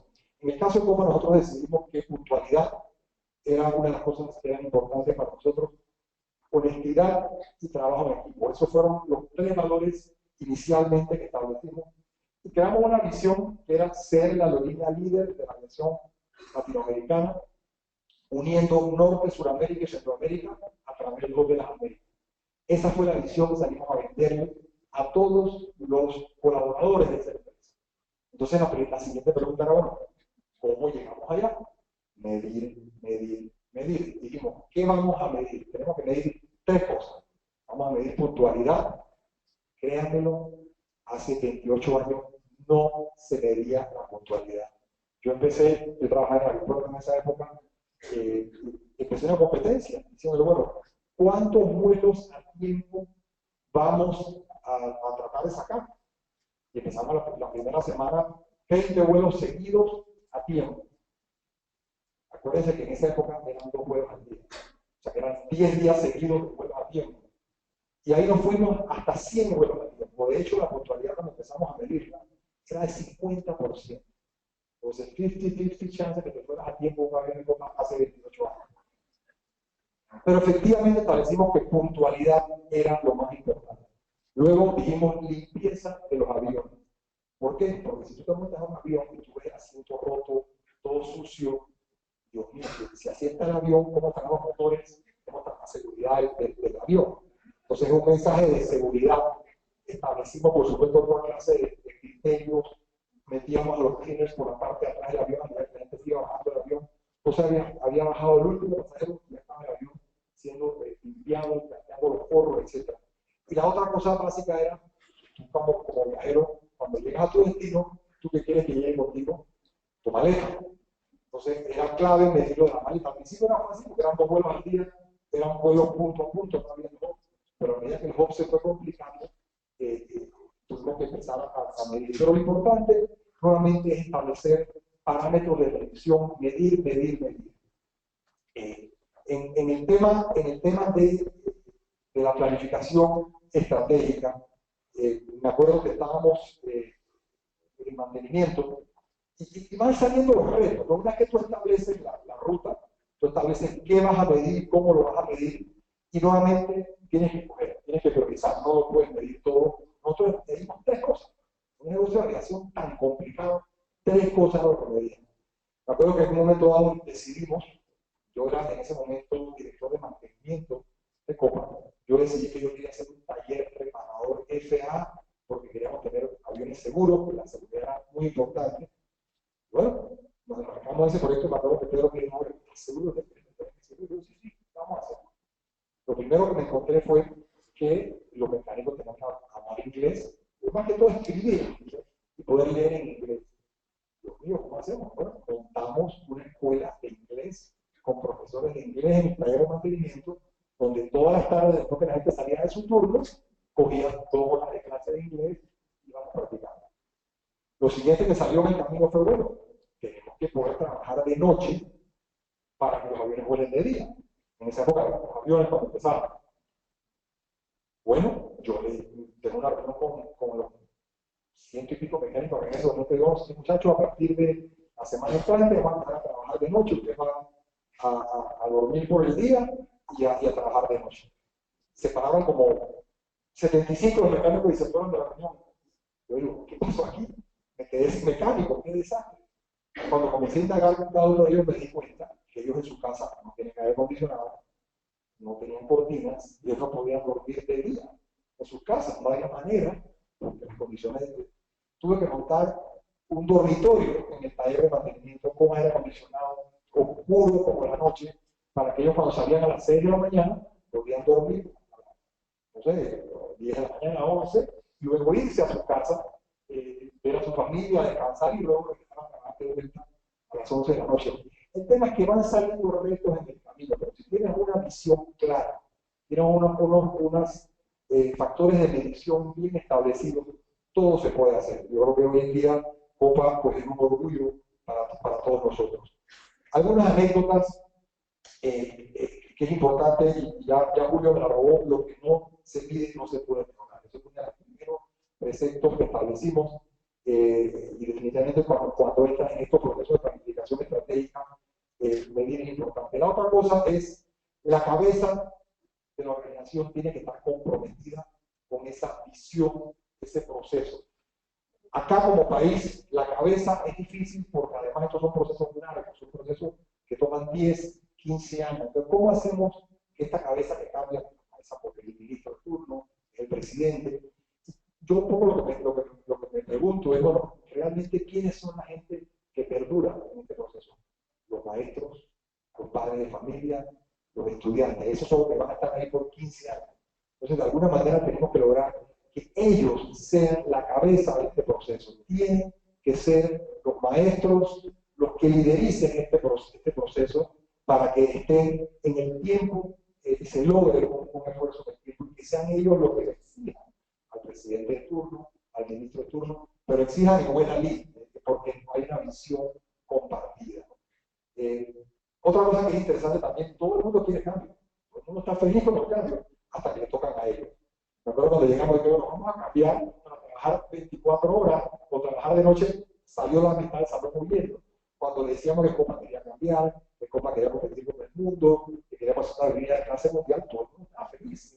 Se recuerda que eso era la visión, hasta que le tocaba su cambio a su departamento, llámese de contabilidad, los pilotos, los mecánicos, todo el mundo quiere cambiar hasta que le toca a uno cambiar. Entonces, es una realidad que tenemos que estar claros. La continuidad es súper importante. Recuerdo también otra anécdota. Yo era un muchacho bastante más joven, y era inquieto. Yo me acuerdo que contraté a un asesor para que nos ayudara con el tema de mantenimiento. Era un americano, vino a trabajar con nosotros y estaba supuesto a realizar todos los récords de los aviones y actualizarlos y tal cual. Y le pagamos un billete largo, ¿no? Era bastante dinero para estar en esa época. Y pasaron 2 meses, 3 meses, y el hombre no acababa el trabajo. 4 meses y el hombre no acababa el trabajo. Yo lo citaba, me decía, ¿cuándo? Un día el hombre desesperado, como al año, está trabajando conmigo, me dice, son, let me tell you something. Life is a journey, not a destination. La vida es un viaje, no un destino. Eso me hizo un cambio impresionante. Tenemos que aprovechar el viaje, tenemos que ir poco a poco, no nos podemos desesperar. Esto es un proceso largo, tienes que perseverar y tienes que tener una hoja de ruta muy clara. Y con eso quiero terminar mi presentación, básicamente diciéndoles que sí se puede. Yo creo que Panamá ha demostrado que con los panameños, con una hoja de ruta clara, con gente comprometida, se pueden lograr los cambios. Yo estoy convencido que la educación en Panamá se puede lograr. Yo creo que tenemos ejemplos de éxito y es más que ponernos todos en una meta en común y lograrlo. Y yo estoy feliz de estar aquí formando parte de este panel con estos expertos que nos han dicho claramente qué es lo que hay que hacer. Yo lo que les puedo decir es que sí se puede. Muchas gracias.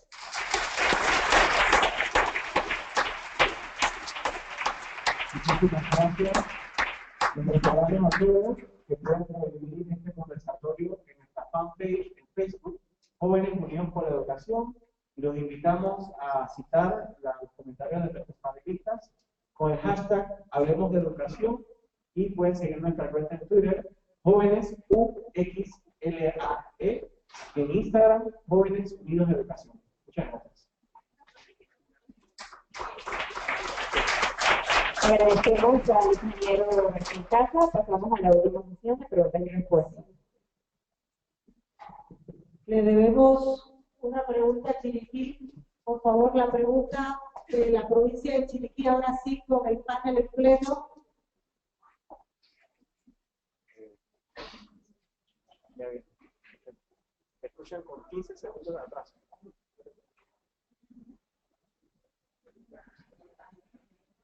Por favor, adelante. Hola, buenas tardes. Mi pregunta va dirigida al doctor Julio Escobar. Según toda la perspectiva muy bien expuesta sobre evaluación educativa, ¿cuál sería, doctor Escobar, un punto de partida en nuestro sistema educativo, consono con nuestra realidad, para iniciar un proceso de evaluación tanto a docentes como estudiantes dentro del sistema educativo en Panamá? Esa es mi pregunta. Gracias. Bueno, esto es complejo porque nosotros no tenemos en este momento un esquema de evaluación regular. Así que lo primero que creo que tendríamos que hacer es terminar de consolidar es, por supuesto, el consenso de que evaluación es importante. Vamos a suponer que ya lo tenemos. Evaluación es un tema bastante complejo. Lo primero que yo pensaría que tenemos que hacer es nosotros tenemos que obtener o formar a los especialistas en evaluación de los distintos aspectos que nos interesan. Si nosotros tomamos de un país que no tiene un sistema de evaluación regular, sobre todo un sistema de evaluación externo a las unidades que están siendo evaluadas, e intentamos obtener de allí a la mayoría de aquellos que pueden hacer esa evaluación, vamos a fallar porque estamos intentando obtener algo que en general tradicionalmente no hemos tenido porque no lo hemos necesitado o hemos decidido previamente que no lo íbamos a utilizar. Así que el primer paso que yo haría sería empezar a identificar los especialistas de evaluación, los que puedo traer, los que tengo que formar y cómo los formo. Y gano tiempo inmediatamente porque en el momento en que alguien finalmente ponga los recursos y decida, ok, pero la hora de evaluar, esos son los que nos van a tener que ayudar a hacer. Muy bien, muy bien. ¿Algún otro miembro del panel quiere hacer un comentario adicional sobre eso? ¿No? ¿Sí? El comentario que quiero hacer es relacionado con lo que mencionó el ingeniero Casal. Y es que todos los actores tenemos que sensibilizarnos. No sé si lo mencioné, pero así como alguien mencionaba cuando le aumentaron a los agentes de seguridad, a los policías, todo el mundo dijo, sí, porque todo el mundo está sensibilizado de que hay que tener seguridad. Es que eso mismo deberíamos creerlo con la educación, para que fuera realmente un problema que hay que resolver y en el que todos tenemos que participar, porque todos estamos interesados. Y esa es la parte de la mancomunidad que tenemos que crear con respecto a la educación, a elevar la calidad de la educación y que elevarla solo podemos hacerlo evaluando. Excelente, doctora Mariana. Buenas noches a todos. Walter Serrano Miranda, de la Universidad Especializada de las Américas. Primero, unirme a las felicitaciones a los jóvenes por la educación. Panamá, felicidades por este panel, a los organizadores, a todos los aquí presentes y a los expertos. Dentro de esta dinámica, comentaban los panelistas, y efectivamente nadie puede dar lo que no tiene. Y hablando de ese desempeño y de la práctica del docente en Panamá, ¿cuáles serían un poco las alternativas, las opciones que de una u otra manera se han estado evaluando, aunque de manera poco de periodo en periodo, poco consecuente en el desempeño de los docentes? Pero ¿cuál sería la propuesta para que nuestros docentes en ese proceso de evaluación del desempeño pudiera haber ese cambio de actitud, como decía la doctora McPherson, por un lado? Y por otro lado, muchas veces ya conocemos las debilidades que tiene. Existe la coherencia y consecuencia entre el proceso de capacitación a ese docente de la educación básica general, de premedia y media, en sus debilidades, o se capacita solamente porque se capacita y después no se le da seguimiento, no se mide si esa capacitación realmente tiene un impacto en el aula de clase. Es nuestra inquietud como aporte y preocupación. Gracias. Déjame comentar un poquito sobre eso y nuevamente basar mi experiencia. Una de las cosas, y creo que lo mencionaron aquí, cuando tú quieres llamarle o darle una retroalimentación a alguien, una de las cosas que aprendí es que tienes que decirle por lo menos 10 cosas buenas, positivas. Tienes que empezar con cosas positivas, porque si tú te pasas todo el día dándole palo a la persona, hablando mal y mal, llega un momento que la persona ya deja de escuchar, quizás no puede decirlo hablar mal.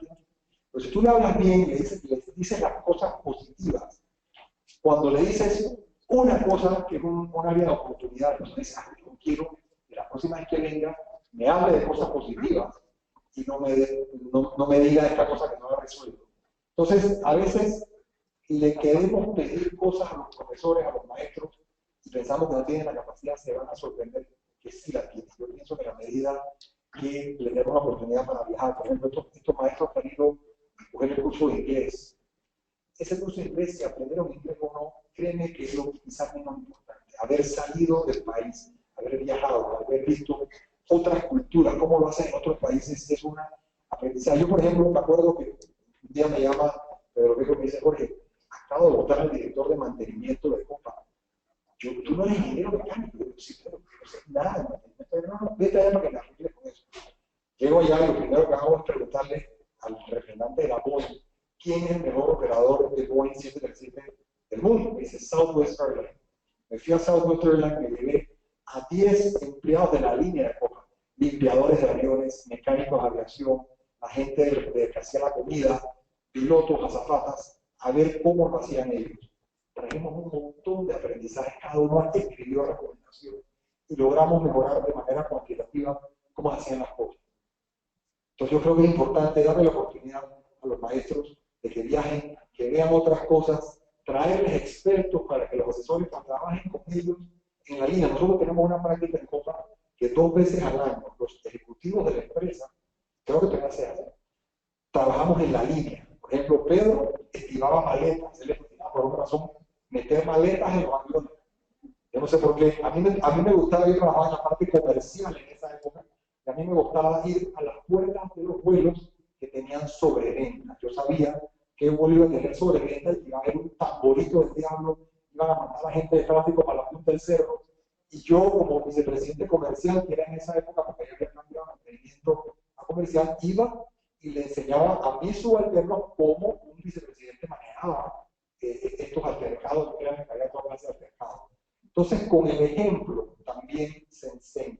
Yo creo que en la medida que directores de escuela, que supervisores vayan a dar clases y participen con los estudiantes, uno aprende. Yo me acuerdo que, por ejemplo, después de estas sesiones de trabajo, nos reunimos en el ejecutivo. ¿Qué aprendiste? De ahí salió, por ejemplo, ponerle agua en todas las puertas, ponerle sombrero con copas para el sol, ponerle rodilleras para cuando te meten en el avión estival, porque te imaginas a Pedro Viejo estivando para meter en el avión. Pero salían ideas interesantísimas de cómo facilitarle el trabajo al que está en la línea enfrente del cliente final. Entonces yo pienso que a los docentes hay que darle esa oportunidad. Gracias. Porque, Jorge, yo creo que vamos a seguir, pero vamos a preparar porque tenemos muchas generaciones de docentes naturales y no te habías dado cuenta hoy. Tenemos 2 intervenciones. Nuestra amiga Ayela hoy viene a hacer una intervención. Después, nuestro querido profesor de Enseña por Panamá también. Muchísimas gracias, Lidia. A todos los jóvenes, muchas felicidades. Llegar aquí y ver el auditorio lleno, casi en su mayoría de jóvenes, para mí fue de gran alegría. He venido muchas veces aquí a distintos temas. De hecho, cuando venía, decían qué bueno, fabuloso, Francisco, Lidia, que me han invitado. Y he venido a muchas iniciativas de foros, ciudadanos, pero a veces nos quedamos luego en el entusiasmo, o sea, nos seguimos convenciendo de este cambio que necesitamos. O sea, nos vamos todos diciendo necesitamos un cambio de educación. Pero ¿qué pasa? Nos vamos reconvenciendo nosotros mismos, hablándonos a nosotros mismos. Entonces, necesitamos nuevos aliados. Y no son fáciles. Aquí se ha se ha expresado el tema en la vida de uno de los actores principales, los gobiernos. No sé si los políticos están tan convencidos realmente. Habrá excepciones. Yo tuve ocasión de trabajar con el doctor Julio Escobar, que hizo un trabajo maravilloso, pero no siempre se le da espacio a personas como él para que hagan un trabajo, y no siempre todo lo que se avanza, pues sigue avanzando, sino que regresa a más atrás de donde está. Pero aquí quería un poco invitarlos, porque veo que la labor de los jóvenes unidos por la educación es de sensibilizar. Y quisiera invitarlos, si es que ya no lo han hecho, a invitar a sensibilizar a un actor muy importante que son los medios de comunicación. Pero los medios de comunicación no solamente que vengan aquí a cubrir y salgan 30 segundos una noticia o un minuto, o que le den espacio en las entrevistas, porque veo que lo hacen muy bien en los media tours. Yo lo veo frecuentemente, ustedes hacen un esfuerzo extraordinario. Yo quisiera ver un panel con personas responsables de medios, no solamente los de abajo, los de arriba, y que ellos también se comprometan con la educación, porque el rol de un medio de comunicación es educar, informar y entretener. Y hasta ahora veo que entretienen, para mi gusto malo, puede haber gente que le guste cómo entretienen, informan a medias y educan nada. Educan todo. Entonces aquí se puso un ejemplo, el doctor Julio Escobar puso un ejemplo de que los países ricos no son ricos, no invierten porque son ricos, sino que son ricos porque invierten. Entonces ellos también tienen una televisión distinta a la nuestra. Ese sería un medio en general, sería un aliado extraordinario. Y no esperar tanto nosotros que el gobierno sea de arriba, quizás por esa pirámide que estamos acostumbrados a que venga de arriba hacia abajo. Si nosotros juntos con los medios hacemos esa fuerza, los de arriba van a terminar haciendo lo que necesitamos que se haga. Entonces los invito a que comprometan a los de arriba de los medios y que se vea el resultado en las pantallas y en las radios, porque hay mucha vulgaridad, chabacanería y todo lo que hemos hablado aquí. Es todo lo opuesto. Entonces se dan 2 minutos unidos, ¿no?, al tema de la educación, y queremos educación, y el resto de las horas, señores, es de impresentables. Entonces, lo digo crudo porque así soy comunicadora y creo que ese sería un aliado extraordinario también, de sensibilizar y comprometernos todos a tocar nuestras puertas, a PD, Cámara, y colegios y todos, para que podamos hacerlo y para poder tener resultados más prontamente. Gracias.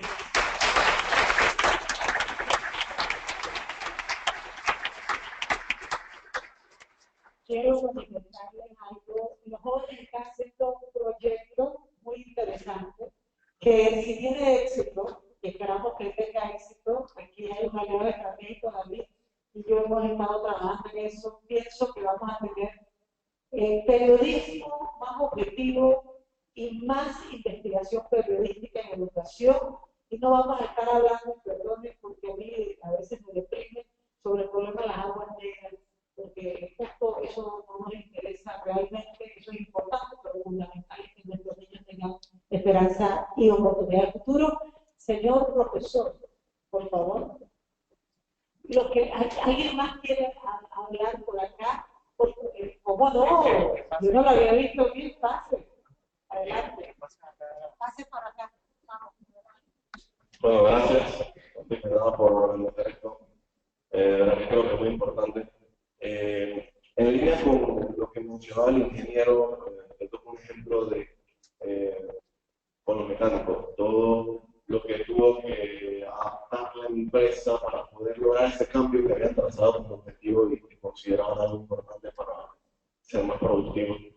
Mi pregunta viene a ser si, ok, tenemos esta situación de que tenemos muchos docentes que todavía a esta altura no han cobrado su salario. Mi pregunta es si dentro de esto que se propone como evaluación, se está evaluando también la parte administrativa dentro del ministerio, porque considero que si queremos hacer un cambio, los educadores obviamente tienen que hacer cambio, pero el cambio viene a nivel integral, pienso yo.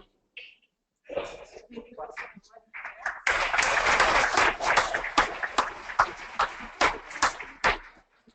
Me pasaron la pelota. En términos muy generales, porque yo no he leído el texto de los acuerdos, los gremios docentes del Ministerio de Educación han acordado que va a haber un sistema de evaluación que incluye la evaluación de los centros educativos, que es el primer componente que va a empezar a funcionar. Va a haber una evaluación de los resultados de aprendizajes, que es importante, que venimos haciendo a veces más, a veces menos. Y va a haber una evaluación integral de todos los actores del sistema, incluyendo personal administrativo. Es decir, que eso implica que efectivamente debe haber una evaluación del desempeño o de la ejecución administrativa que incluye si los pagos llegan a tiempo, si los docentes pueden llegar a sus centros de formación, centros de educación a tiempo y similares. Eso hay que definirlo. Así que ahora parte del reto que tenemos como sociedad es que la sociedad se interese suficiente por ese sistema de evaluación para que no lo dejemos en el camino. Gracias, Julio. ¿Alguien más quiere hacer un comentario sobre eso? En algún momento mencioné que no basta con que se cumplan los objetivos, los estándares, los parámetros que se evalúan de una actividad, sino que la misma sea gestionada con eficacia, con eficiencia, con accesibilidad. Es que la parte de apoyo es fundamental para que la función sustantiva se pueda realizar. Y mientras más automatizado, más eficaz, más eficiente sea ese apoyo, más fácilmente se pueden realizar las funciones sustantivas, en este caso aprendizaje, práctica docente, recursos didácticos y todo lo demás. Muchas gracias. Yo, ese comentario lo considero muy valioso porque la realidad es que todas las funciones que son activas, que son de apoyo, no deben condicionar la función sustantiva. Entonces, últimamente de pronto vemos que la función adjetiva está incidiendo en la función sustantiva. Tenemos fila de gente, le voy a pedir 2 minutos a cada uno, perdónenme porque estoy viendo gente que se va, yo quisiera que lo escuchara. Mi estimado amigo, señor Alejandro Pérez Sosa, director principal de Desarrollo Humano del Programa de Comercio. Bueno, muchas gracias a todos por estar aquí. Aunque soy uruguayo, voy a leer algo que acabo de ver, autora que estoy escribiendo unas notas heterodoxas sobre el estado de la educación y encontré algo súper interesante. Le pregunta el periodista a este especialista que estudia en educación, ¿por qué no se involucran tanto las familias? Este es un problema nuevo. Lo que ocurre es que las clases medias decidieron que la educación pública no es para ellos y por tanto creen que solucionan sus problemas educativos mandando a sus hijos a escuelas privadas.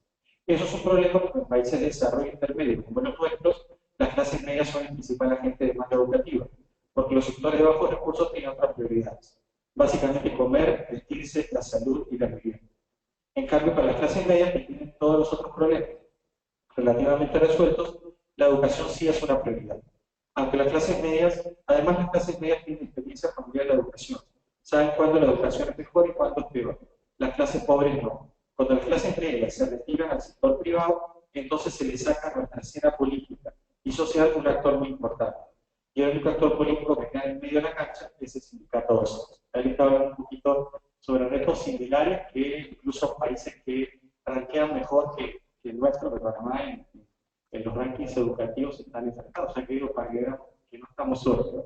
Y bueno, básicamente, Julio ha hablado de este tema, creo, en alguna otra charla, pero dos de las cosas que estoy escribiendo, una es Misión Nacional de elevar el Producto Bruto Interno, que básicamente la idea trabaja sobre, digamos, tenemos la obsesión por el Producto Bruto, pero en realidad lo que tenemos que subir es el Producto Bruto. O sea, si tuviéramos una ciudadanía más cultada, más educada, bueno, había muchas cosas en la sociedad que ocurren que no aceptarían para los sistemas que son funcionales, gente poco educada, y bueno, y efectivamente, digamos, vemos en muchas sociedades del mundo como sociedades de clases medias, adecuadamente educadas, no son, digamos, antagonistas del progreso. O sea, nosotros hemos logrado mucho como país, pero estamos cerca de nuestro límite. Estamos subotos. De hecho, hay muchos de nosotros que trabajamos, somos empresarios y eso, encontramos que el personal con el que trabajamos no nos permite ir tan rápido como queremos ni producir todo lo que queremos.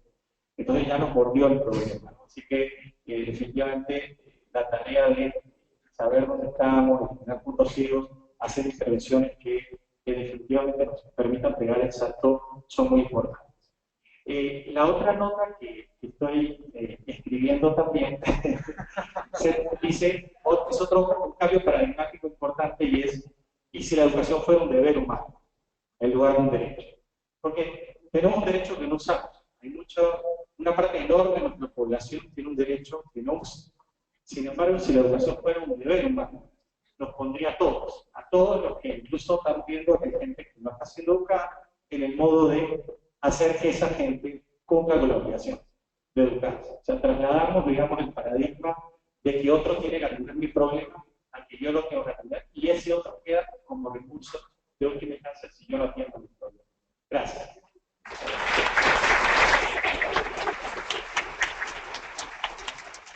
La Constitución Nacional de Panamá dice que hay el derecho y el deber de usarse. Ojo, pero los derechos y deberes que son al final imposibles de implementar se consideran problemas.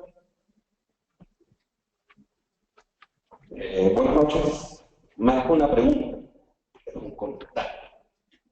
Pregúntense que ustedes hayan sacado esta pregunta. Si su cerebro fuera una caja de herramientas, ¿qué herramientas habría en su cerebro? En tu cerebro, en tu cerebro, en su cerebro. ¿Qué herramientas habría? En base a la experiencia que han tenido. Acá, ¿qué herramientas habría en su cerebro? Capacidad de comunicar mis ideas y de liderizar a grupos para que logremos un objetivo comunicacional. ¿Cuál es la herramienta habría?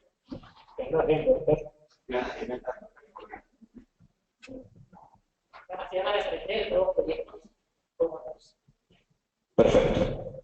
Yo creo que las herramientas que todos los adultos tenemos, en promedio nos han permitido avanzar en la vida. ¿O me equivoco? ¿Sí? ¿Qué herramientas creen ustedes que tienen los jóvenes hoy en día en la cabeza? Algunos tienen una opinión en contra. Obviamente no es la mayoría. No es la mayoría. O tal vez sí. Afortunadamente, los chicos educados por la educación tienen algo más que esto en la cabeza. El proyecto que yo estoy llevando adelante, gracias a Nivia, que me ayudó a tener el Kickstart para salir de Unión para la Educación, básicamente es el primer prefab lab del mundo. Esto no existe y lo estamos creando aquí en Panamá. A nivel mundial existen en más de 700 ciudades lo que se llama Fab Labs. Y adivinen qué, aquí en Panamá eso no existe. Ni siquiera mucha gente ni siquiera sabía que es un Fab Lab. Son laboratorios de fabricación, en donde al principio hay impresoras 3D, hay cortadores láser, hay un montón de última tecnología que salió del MIT hace más de 12 años. Pero pónganse a pensar, eso fue lo que yo hice, ¿cómo yo voy a llevar a un chiquillo a un Fab Lab si lo único que tiene en su cabeza es un celular? Entonces hicimos un antes de enseñarle al chiquillo a usar un destornillador como herramienta básica. Ustedes pueden creer que un niño se tarda entre 8 a 10 minutos en enhebrar una aguja con el hilo. ¿Se lo pueden imaginar? Ahora imagínense que ese mismo niño les diga y les pregunte, aunque no lo creo, ¿cómo saco el hilo del carrete? Así de serio es el asunto. Tomando en cuenta esto, yo siempre sencillamente tomar la actitud y ¿saben qué? Yo voy a hacer algo por mi hija. Yo voy a hacer algo por sus hijos y por los chiquillos de este país. Así que si quieren saber algo, arcalab.com. Gracias.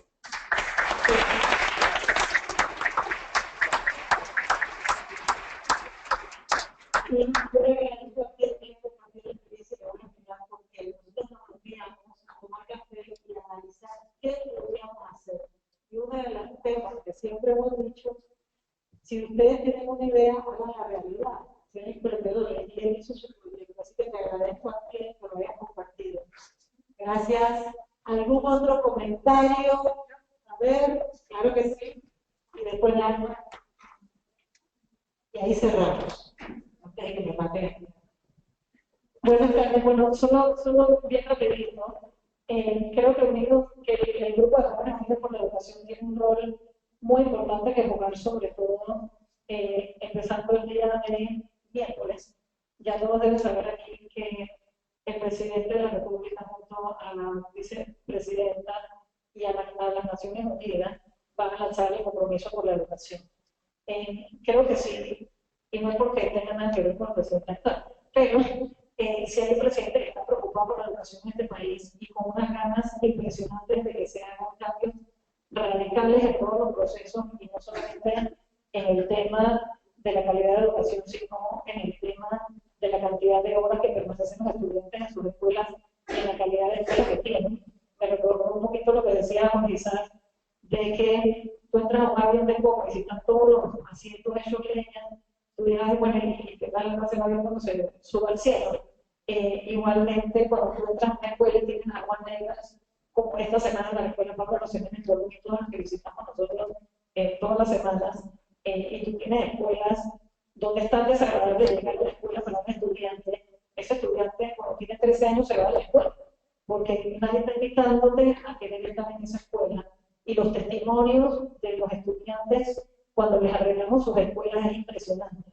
Entonces, definitivamente que el ambiente físico donde está el estudiante es muy importante, pero tampoco sirve que la escuela sea más divina si no tiene una calidad de educación adentro. Y a lo que voy directamente es que el presidente le ha pedido a todo un grupo, que uno de sus líderes es Julio, gracias a Dios, porque tú eres la persona más maravillosa que puede liderar un esfuerzo como este, o ayudar a liderarlo con otros actores, es que la sociedad civil se tome el proceso de ser el abanderado que exige que tenemos que hacer un cambio radical en la calidad de la educación. Entonces, creo que los jóvenes son una parte integral, pero que cada uno que está aquí probablemente está aquí porque está interesado en que se mejore la calidad de la educación. Que nosotros como sociedad civil forcemos a que pase lo que todos nos pasamos diciendo que debe pasar, no solo con el tema de la educación, de mejorar cómo te escogen el docente para que pueda estudiar la carrera docente, cómo le exigimos a la universidad para que tenga mejores carreras para docentes, cómo exigimos que el director de una escuela que no funcione sea evaluado, capacitado y si no que lo manden a la frontera o a otro lugar, pero que se permita que los buenos sean los que mejoren y que el sistema expulse al que no quiere ser educador, al que no quiere ser director, y lo que sea que se vaya a decidir como sociedad civil. Aprovechemos este momento porque no sabemos si el siguiente líder que tiene este país va a tener el mismo interés en esta explosión y lo que decía Alejandro, que la obsesión de este país debe convertirse en la educación. Entonces, aprovechemos este momento que es una coyuntura, el tema de una sola jornada para los estudiantes que van a la escuela 4 horas al día contra los de la escuela privada que van 8, jamás van a poder aprender lo mismo. Tenemos que impulsar la jornada extendida, tenemos que impulsar la calidad, tenemos que impulsar exigencias en calidad, etcétera, etcétera, etcétera. Así que aprovechemos el momento porque tenemos un presidente obsesionado con que mejore la educación. Eso es lo que quería decir.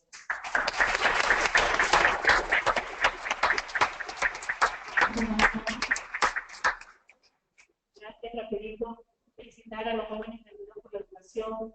Yo creo que ellos nos están dando fuerzas, porque son compañeras que a veces nos sentimos como que nos están dando ustedes la fuerza para seguir luchando por la educación. Efectivamente, creemos que es un muy buen momento, hay muy buenas iniciativas en el tema de la educación. Lo que hablaban de lo que vamos a pedir de la calidad, también de la calidad de la infraestructura. Y allí tenemos que decir, el sector privado tiene que hacer por la educación todo lo que podamos hacer por la educación, el gobierno le corresponderá su parte, pero no nos podemos sustraer, hay mucha escuela que arreglar, tenemos que fortalecer las alianzas público-privadas, no hay espacios vacíos, si el espacio los dejamos vacíos, otros nos van a llenar, entonces tenemos la obligación de llenar esos espacios, los que creemos que tenemos algo que aportar en este tema de la educación. Ahí también quiero mencionar el tema de los gremios docentes. Los gremios docentes también deben ser parte de este proceso. De repente invitarlos más, que estén más, tenemos que conocernos, invitarlos y saber construir sobre lo que nos une. Tenemos muchas cosas que nos gustan. Lo otro es el tema de la comunicación y en generar conciencia.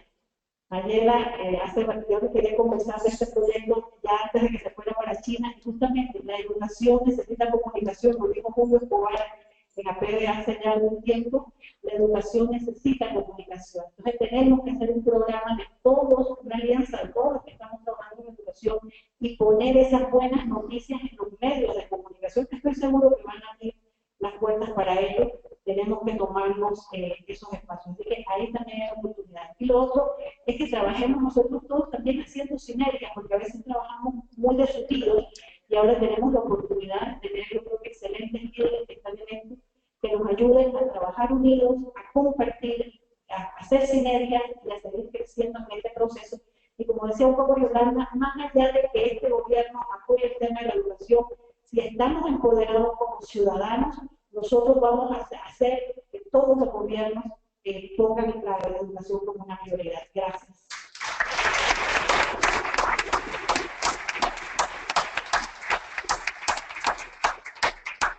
Gracias por la pasión por la educación. Juntos podremos. Esas son mis conclusiones. Juntos podremos. Adelante. Bueno, sin más, agradecemos a todos su presencia. Que pasen una excelente noche. Invitamos a los jóvenes para que se tomen una foto con los panelistas.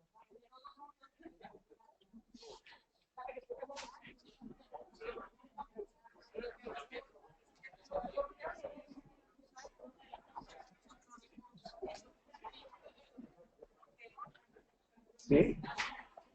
Los que son para la educación, los invitamos a tomarnos una